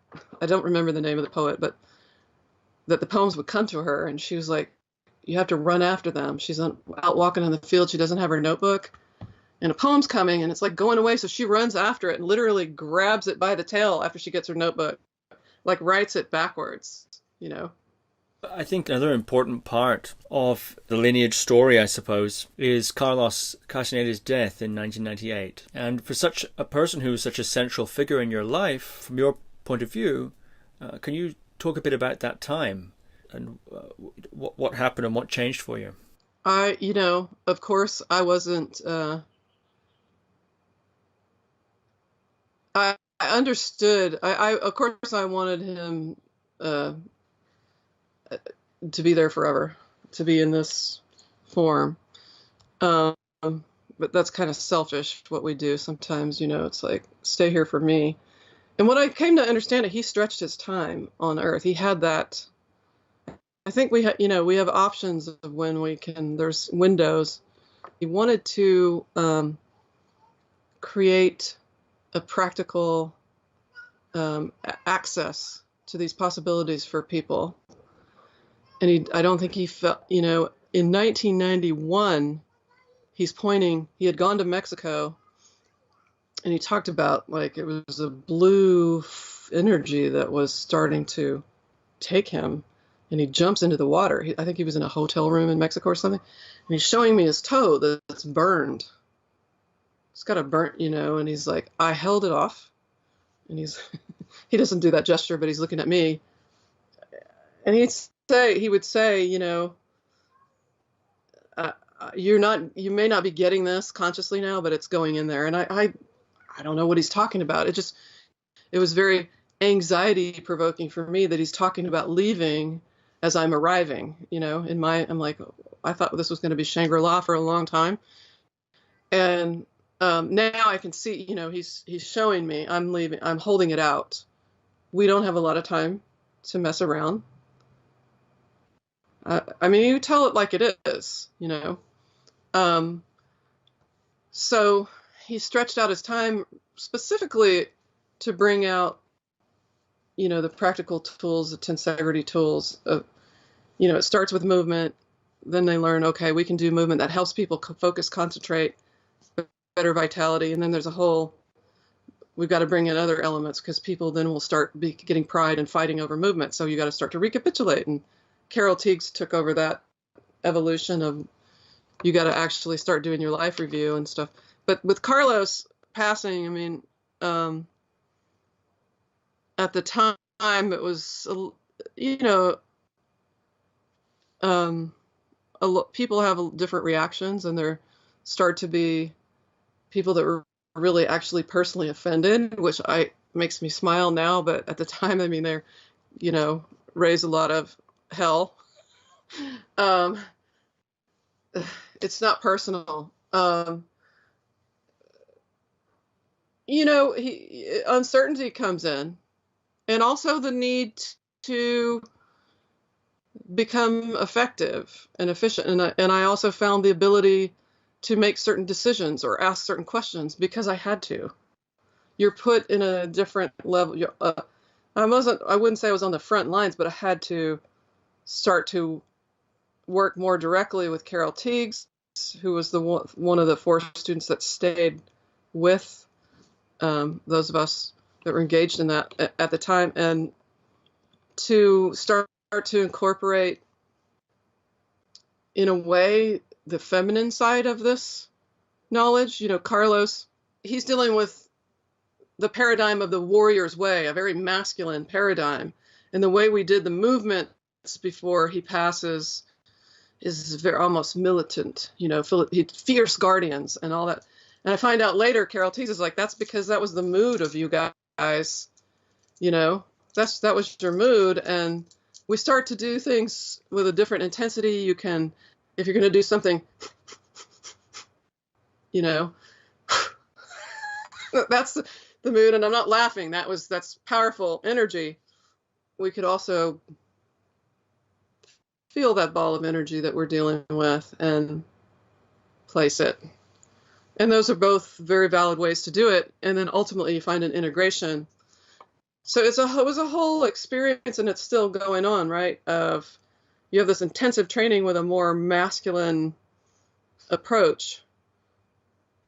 The warrior's way, we stop the internal dialogue by you tell it to stop, you know, those kind of. And then with Carol Teagues, who in some ways is the counterpart, the feminine counterpart, that would do it a different way and more practical and more. It's the same energy, but in a way done differently. So we're going to look at what is in that internal dialogue, write it down, share it with other people. Eventually, probably laugh about it. Notice the repetition. Maybe when you're younger, you do it every day for a while, and you start to notice you are it's starting to become drivel. You know, Carlos would say some of the ways we do things are senile, the repetition that we allow. And you start to see that when and so that's just one example of many, but, and also adaptation, because here's the fun too. This is another aspect of, you know, I thought I was a card carrying feminist, and I only say this because I think there might be others who identify, yes, I can support a woman. Carol's coming in, and Carlos would say in the lineage, you know, the feminine is innovation. We all have feminine inside. It doesn't mean women innovate and men don't, you know, and men come in and map out the territory, but the feminine element will innovate, find the new place. That's dreaming. They find the new even world over there.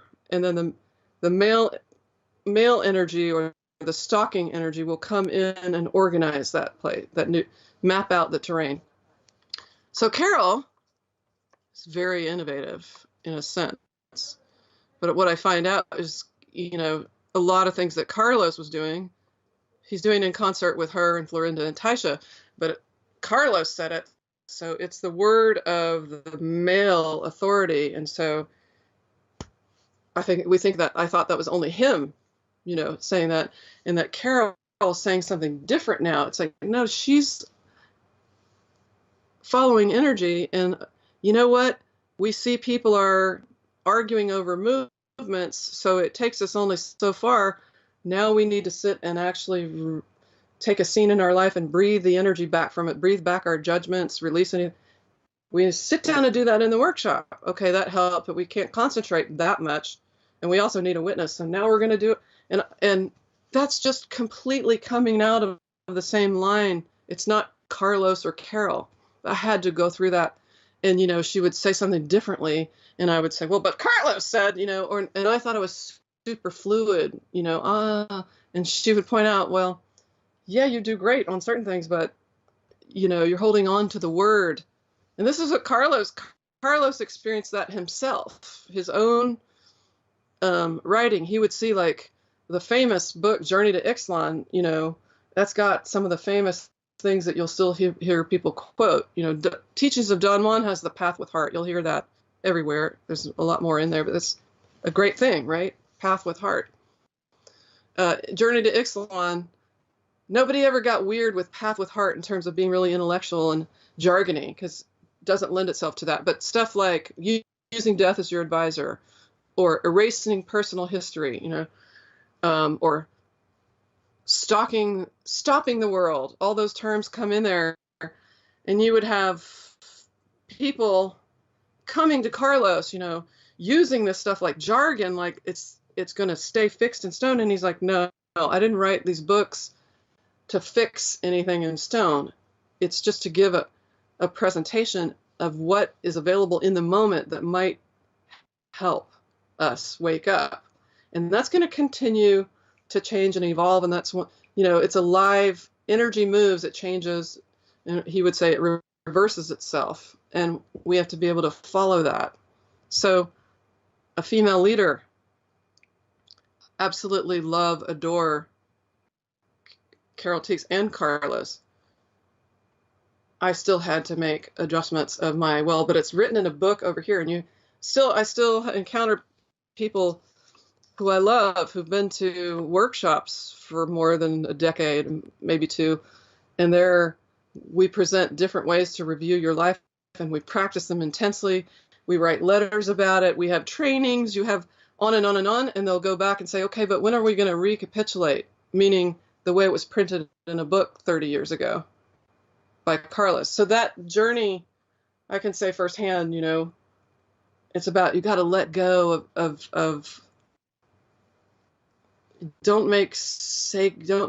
how do I do this? Yeah, just don't get fixated. That's not really following energy.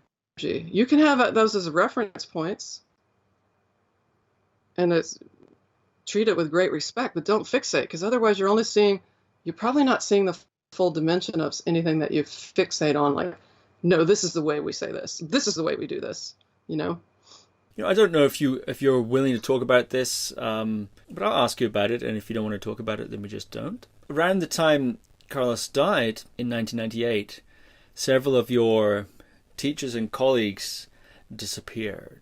And that, I think, has been, in terms of the story of the lineage, quite a notable point. I'm wondering what you can say about that. That for me, that's old. It's kind of, I literally did an interview probably 5 years ago that it's out there. It's not huge, but at least probably 50,000 people have watched it. And I think I'm kind of done. I'm happy to answer anything. I just don't know about broadcast. Well, I think you have answered it, actually. You've said what you've said there. We can move on. Of course, Carlos Castaneda's books, both the ones that you were involved with and the ones prior, were best-selling and extremely influential. And I think often with extremely influential people or extremely influential ideas, they become so influential that people become so accustomed to them, or they become so perennial, that one forgets where they come from. It just seems like they've always been around, especially as the years have gone by. And Carlos died, 22 years ago now, so that's a while. So I'm curious what you think, when you look around and you see people doing things, and you see his influence. By his influence, what I mean by that is the influence of the ideas, of the books, of the work that you did. I'm curious, what do you think are some of those things that really influence people, perhaps even so much so that we don't even remember where they came from? And how do you see the sort of ripples of that appearing in the world today? That's a great question.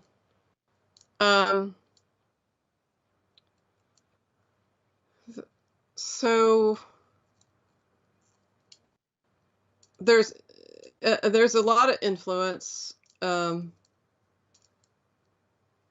sometimes you see it openly acknowledged, like Deepak Chopra, Wayne Dyer, it would openly acknowledge, and I love that because it creates a bridge, even if it's very subtle. It creates a bridge.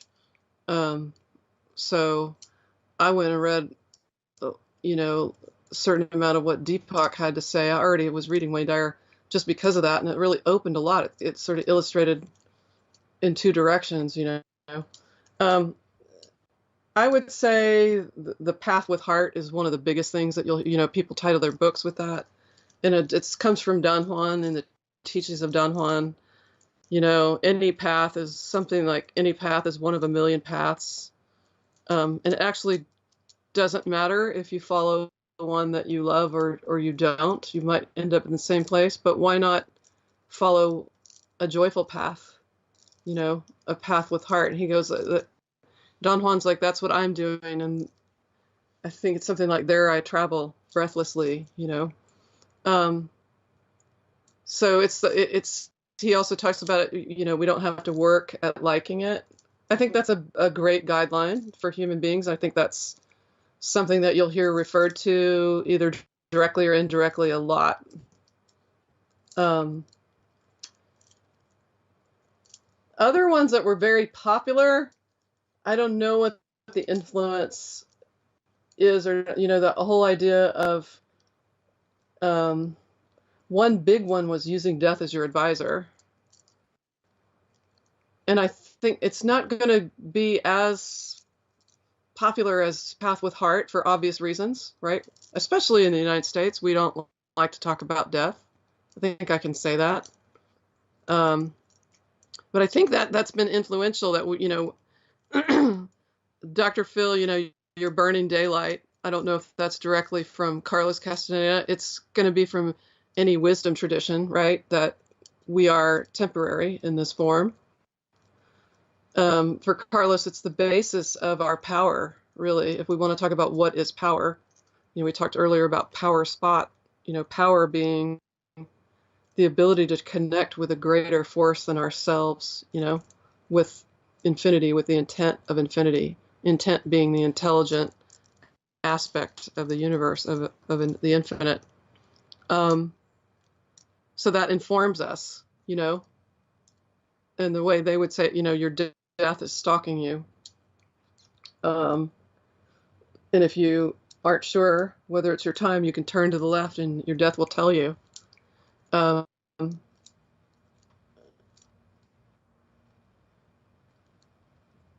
One influence that is interesting, Carlos was, he didn't calculate for that when he's telling about his shamanic journeys, via medicinal plants. That influenced a whole generation of people. He was trying to show, at the outset, he's just trying to research what is that, there's obviously a different cultural approach entirely to these plants. They're conscious, they're sentient, they're actually can guide you.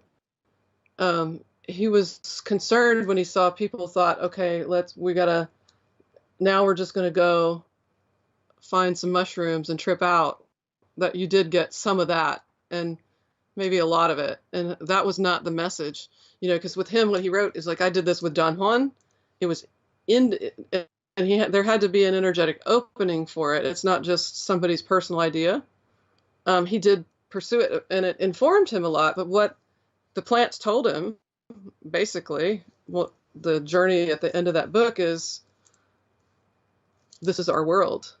We are men, we are human beings, and this is our world to live in and explore. So really the point isn't about continually being in an altered state. In that sense, we can be we can be here with a shift of our perception, a shift of the way we do it.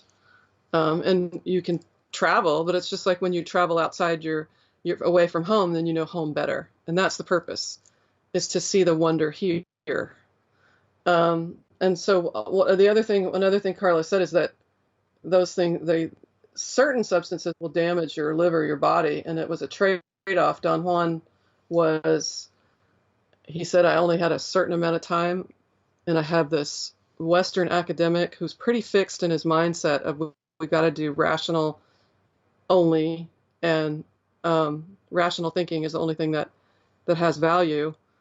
And he was also raised by his grandparents, and so in terms of energy, children imitate their caregivers, and they will go to what he called the assemblage point, or the point, the energy configuration of those parents. And so the elders, a lot of times their assemblage point, the point of orientation to reality is fixed. So he had an extra challenge there, with Carlos. And he said, so I only have a certain amount of time to impart the whole of my lineage to you, the essence of the development of this lineage. So we're going to have to take some extreme measures. And it was with Carlos only. It's not a training that the other students did, and it's not a training that we did. That being said, I became very rigid about, there's a whole generation now of people taking their journeys, and I'm like, you got, that's like shortcuts and blah, blah, blah. Well, I can't judge it, because guess what? We do need some maybe drastic measure, not drastic, maybe that's not the right word, but we do need some help to shift our view collectively. We don't have that much time. And we're right in the middle of the alarm bells went off. We're in the middle of a huge change, and we need to adapt and we need to evolve. It's not something that I, at this time, work in, but it had a great influence, and it did let people know there's a different culture and a different world and a different approach to these plants. That was a big influence. Of impeccability, you see it everywhere, and people don't know that it comes through Don Juan. So you'll hear, different things about impeccability, especially with your word. And one of the female students of Don Juan, I would be like, that's the, sometimes you see people kind of lifting without crediting, and she'd be like, some paths are inspired by other paths, So that's not a bad, distillation. One of the idea, be impeccable with your word. Words that is part of Carlos's Don Juan. Words have power. And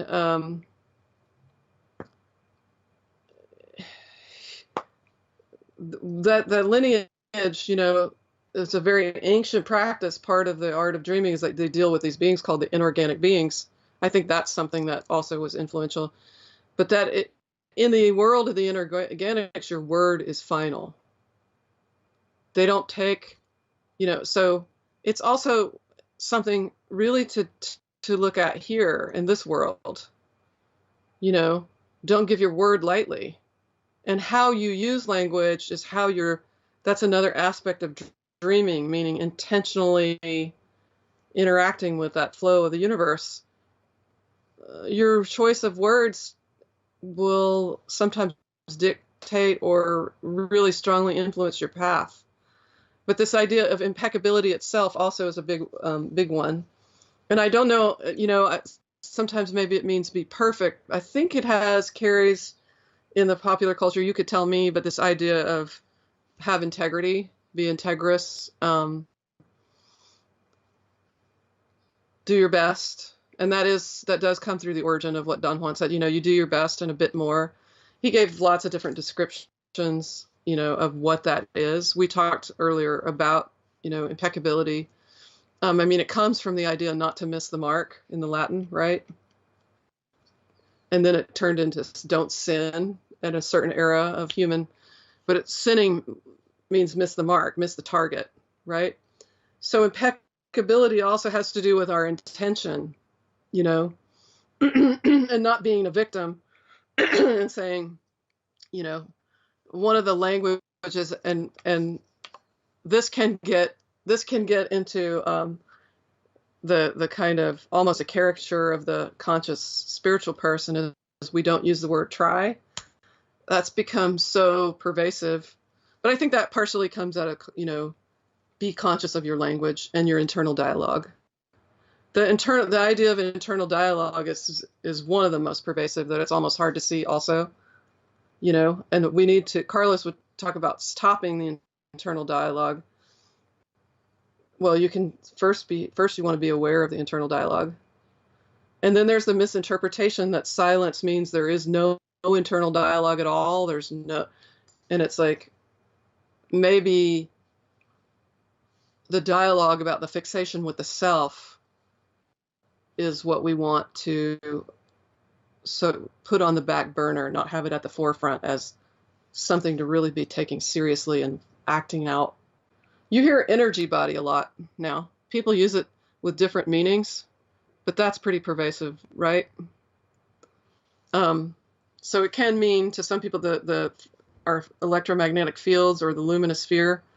The origin and for Don Juan's lineage is it's a separate sphere that can goes into when we go to sleep and some part of us leaves, it's that part, the dreaming body or the energy body. But some people use it for the energy fields around. The energy body is also the part of you that if you have a deja vu experience, the energy body's already been there. It's already gone and checked it out like a scout. It'll usually go and check out places that we're planning to go. It'll check out the terrain, sniff it out for us. But that's a term that you hear a lot. Or you might be thinking of others that seem. One that I don't know. It's like this idea of take responsibility for. That's become. I wouldn't say that only comes through Castaneda, but it's a big part of Castaneda is that you're going to take responsibility for your actions. That what you're experiencing is what you intended. And it's like, well, no, I didn't want this, but some part of you unconscious is intending what you experience. So coming to terms with that and working with that. And that's the beauty of now is you get to see how there's a lot of progress and then there's a lot of things that maybe haven't caught on, or maybe there's some people are doing this and some people aren't so interested and that's not their journey. So, but you see a lot of that, we dream our world or we intend our world or we imagine it, our experience. Well, anything that strikes a chord at the level that this work has done is going to have what Carlos called people that are touching it. It's sort of, he would call it manqué, the French word for sort of missing, right? You'll have imitators and you can see that in other traditions that you'll have people that are trying to misinterpret and misuse, and it has nothing to do with what the message actually is, right? Here's the thing. if you accumulate more energy and you've got more seasoning and awareness under your belt, that doesn't make you impervious to anything, and your fall is going to be much worse than if you were just kind of more of the turtle. Can you talk a bit about that trade-off? That sounds interesting. That's part of the danger of something like this, If we're really, you have to distinguish. Carlos talked about personal power, and our culture loves that word power. I think he wanted to call one of his books Silent Knowledge, and his editor was like, Power of Silence, Michael Korda, we got to talk about power, And I think he wrote a book called Power, Michael Korda. It's very, very interesting. I mean, he was a brilliant editor, but it tells you about the culture, So what is power? And if we mistake power for power over others, or the quick fix, the shortcuts and all that, that's going to take you. It's really, I like your observations, It's not sustainable. And so we're in some very unsustainable ways that we power things right now, So it's really about connecting with that greater intent and a greater consciousness. And Carol Teague's one of our teachers. She's like, the majority of consciousness is not human. We're in this fabric of sentient awareness. If we start to separate ourselves from that and put ourselves in the positions of takers, it's going to be a short run. It has been relatively short run in human history, and it's not, as we can see, sustainable. It's not working out, and it doesn't work out interpersonally either. We can use certain tools for, and we have to watch out. To me, that's part of the vigilance. That's part of why I think it's called the warrior's way, what Carlos was taught, that it takes a warrior in the sense of to be continuously checking your intent, not self-doubt, but that self-examination, and that's different. It's not about, it's just about, okay, let me check into my intentions, my motives. Let me check in, and you want to know what your traps are. You want to know, call it know what you're capable of. Let's not do this little tea party thing of, look, I could never do that. It's like, we're capable of all of it. Human form, human being, Seneca, I'm human, nothing human is alien to me, right? And that's a much more interesting journey than, you got caught out, let me take advantage of that. No, that's you also. Whoever you're around that just did X, Y, or Z, they're telling you that you got some shade of that to work on as well, So that's a very different kind of power, and it's a power to choose. It's not really unlimited choices. It's, I've got a certain parameters and things I'm given, so I'm going to choose how I respond. And as one of my teachers said, I'm going to choose whether I have a meltdown over it or I find a way to work with it, and work through and create something. And it's a power that has the potential to be much more sustainable. It's more sustainable, and it's more universal. It's not local earth, temporary lifetime pseudo power. It's tapping into something a lot more vast. And that's really, I think it's going to be required on a practical basis pretty soon for, humanity. We can't stay local and self-important in that way. It doesn't work, And if we see exaggerated versions of that on the public stage, that's showing us something that holds up a mirror to us. I'll keep it indirect like that. That's us, because I want to. It's easy to get into sort of also the other side is And I'm sure it's been said, the minute that you think you're more enlightened than someone, you've just proven that you're not. And that's different from a teacher discerning, hey, I'm further down the path than this other person. That's different. But this idea that I'm better than, that I'm above, and again, there's a beautiful story, I think it's in The Separate Reality, one of the second books, where Carlos is watching these two little Mexican boys when at a restaurant, and when people finish their meal, the kids descend upon and eat the crumbs, and then they wait for the next people, and he's kind of pitying them, and Don Juan looks at him and says, "Oh, okay, so you're better off than they are." And he goes, "Well, I have an education in this, that, and the other." There's nothing that says they don't have a better chance at infinity than you do. So it's not about we don't care or you wouldn't be kind. It has nothing to do with that. But it's about this arrogance of assuming, and you see that on so many levels, right? This idea that my paradigm of what is healthy, what's well-being, of how things should be for you. It's like, who are you? Look at the person first. That goes back to reading energy too, but take the time. First, it takes time and attention and effort and practice, anything that you want to do, including perceive the energy of people. Go look at them, see what they want. We have Steve McAndrew. I don't know if you ever met Steve McAndrew. He's a tensegrity practitioner. He's an MBE, member of the British Empire now. The Queen.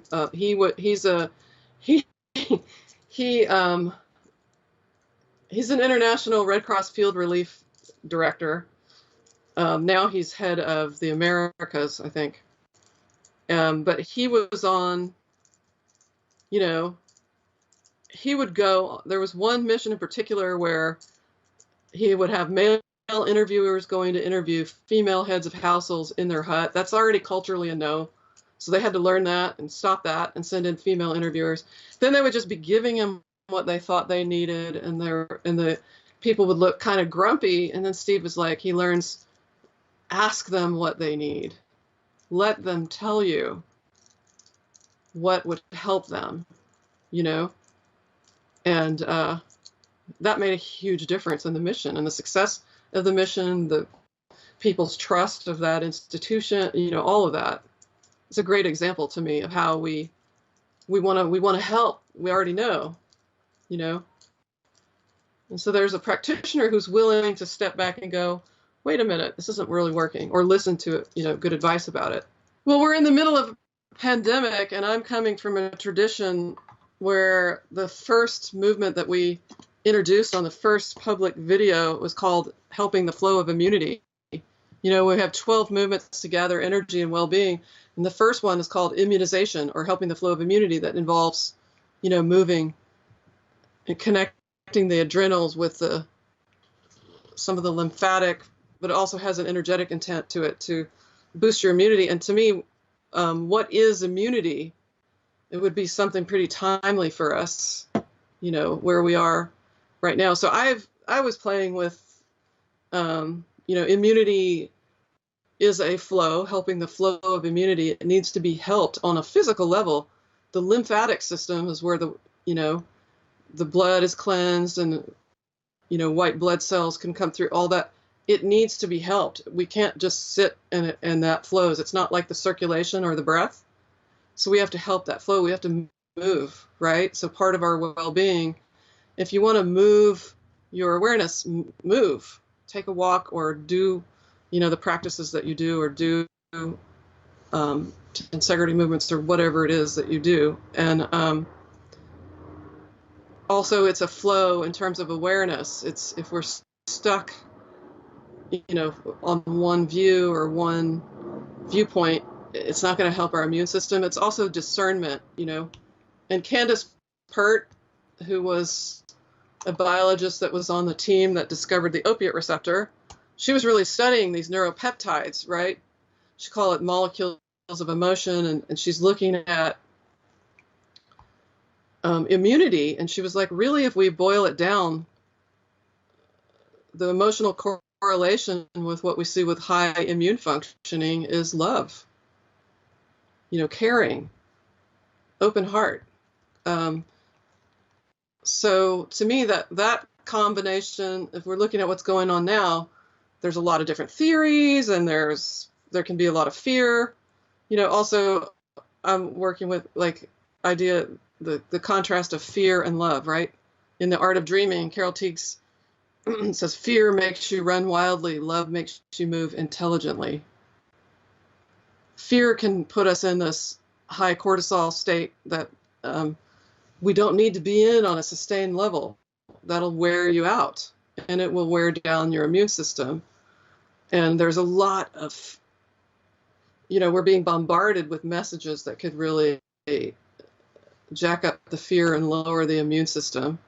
There's some nice cat videos in there too, and nice, good stories, beautiful stories of teachers who are doing amazing things to help the kids at home. But it's like, to me, we have to have discernment right now. Like, what are you going to take in, and for how much of your attention goes to things that you feel lowering your energy field or rising your fear level. And some of it is like, look at your fears. Where does that come from? What's a real animal fear? Like, hey, run over there because a boulder is about to fall. That's healthy, right? But the rest of it, we have to work with that, look at it, and breathe our way through that. So discernment, what comes in and also what goes out.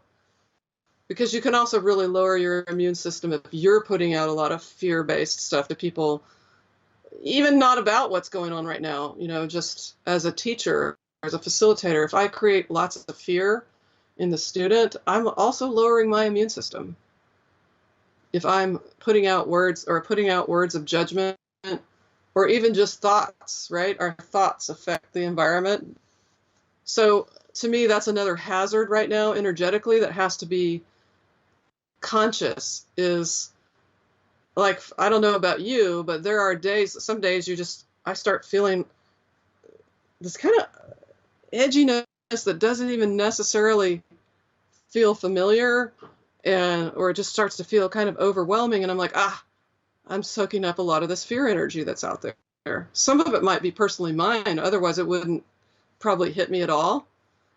But it's that discernment of what's mine and what isn't, and sort of having the tools to clear out your field so you're not walking around with a collective fear. That's not helping anybody. You can have empathy, but if you're soaking it in and you drown too, who did you help? You know what I mean? So to me, those energetic tools, and knowing not everything I'm feeling is always mine. So that discernment, maybe not everybody will relate to that, but people who feel like they're empathic or whatever, they will. I'm a sponge. I'll take it in, and I'll start feeling angry with somebody that I have nothing to do with. It's not mine. So I don't want to take that on, or take on, be discerning what you look at. You don't just follow anything that anybody said in media or print, but neither do you have to get angry and righteous about it, because that's also you. So I think that's that'll keep us busy, keeping that clear, learning that discernment, or refining that discernment, And to me, it's extra right now. It's like, we can't really, and also just on that physical level, how's your nourishment? How's your movement? How's your sleep? Personally, for me, I'm like, that has to go to another level, because I don't want to be, there's no reason for me to really be getting ill. And then resources will have to go to that. I don't want to be doing that. It doesn't mean that people do it deliberately. Everybody's doing their best, but I want to do my best to prevent that, right? And just maybe be more helpful. So on all those levels, I have to take care of it. And I think a lot of people are like, okay, I'll sacrifice myself to help these other people. And you see workers here, it's like, that's not fair. they don't need, we don't need to be having sacrificial people. They should, we should be able to take care of ourselves so that we can actually be helpful or be of service in some way, So thank you for letting me say that. I wanted to get that out. Yeah, it's fantastic. We might have to do a sequel in a 2-3 weeks or something and talk, because we didn't even get to dreaming, which is a shame, but that's how it goes. This sort of an interview puts a lot of things in context for people, and they can get to know who you are. And if we do decide after some reflection in a couple of weeks to do another one about, say, specifically about the dreaming, which I would be interested in doing anyway, then we don't need to cover any of the context. We can say, okay, if you want to know anything about about all that, just go to that first interview. That's the brain dump on the biography. Here's the cool things about dreaming, and we can be much more light on our feet when it comes to then just sticking to the thing. So I think it's been so interesting. So Nyei, what about your work these days? I know you do a lot of very fascinating work. Maybe you could give us a little bit of a sense of the things you're doing now, and also how people can get in contact with you if they'd like to do so. I have a writers. It started as a writers group. It became a writers musicians group, and now I've got a visual artist in there. It's the Creation and Flow Creators Group. You can find me at creationandflow.com. So the writers group is sort of the entryway. We work. People present their work, and we do tensegrity movement, breath work, sometimes sound work, and things like that. And then check in, accountability with each other and mutual support, and presenting our work. And to me, it's under the aegis of our creative expression is vital to our well-being. So if we are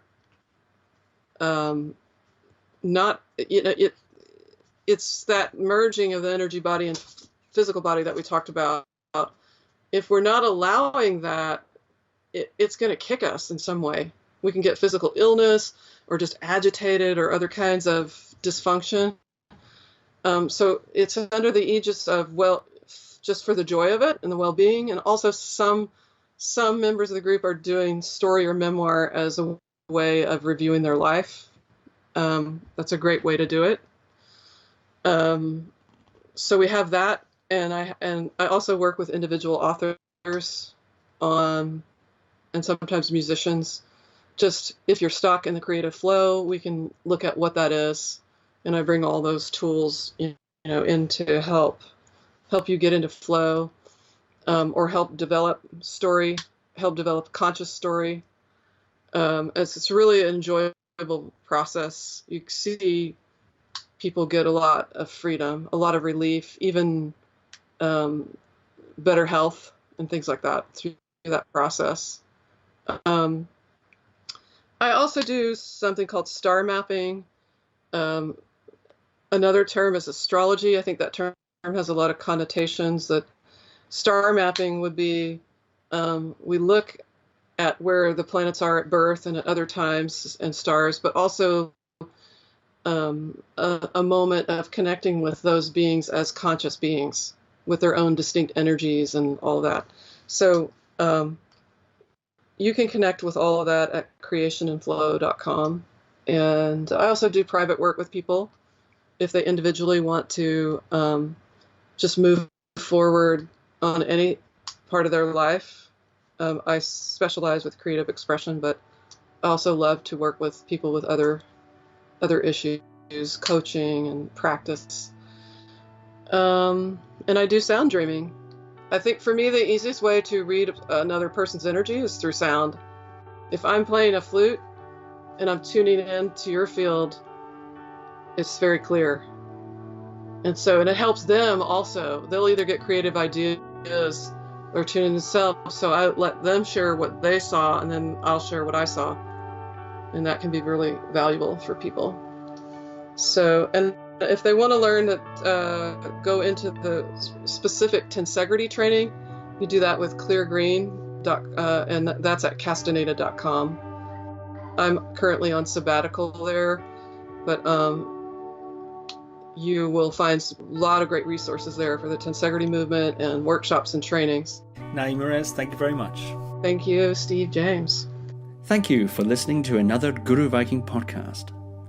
For more interviews like these, as well as articles, videos, and guided meditations, visit www.guruviking.com.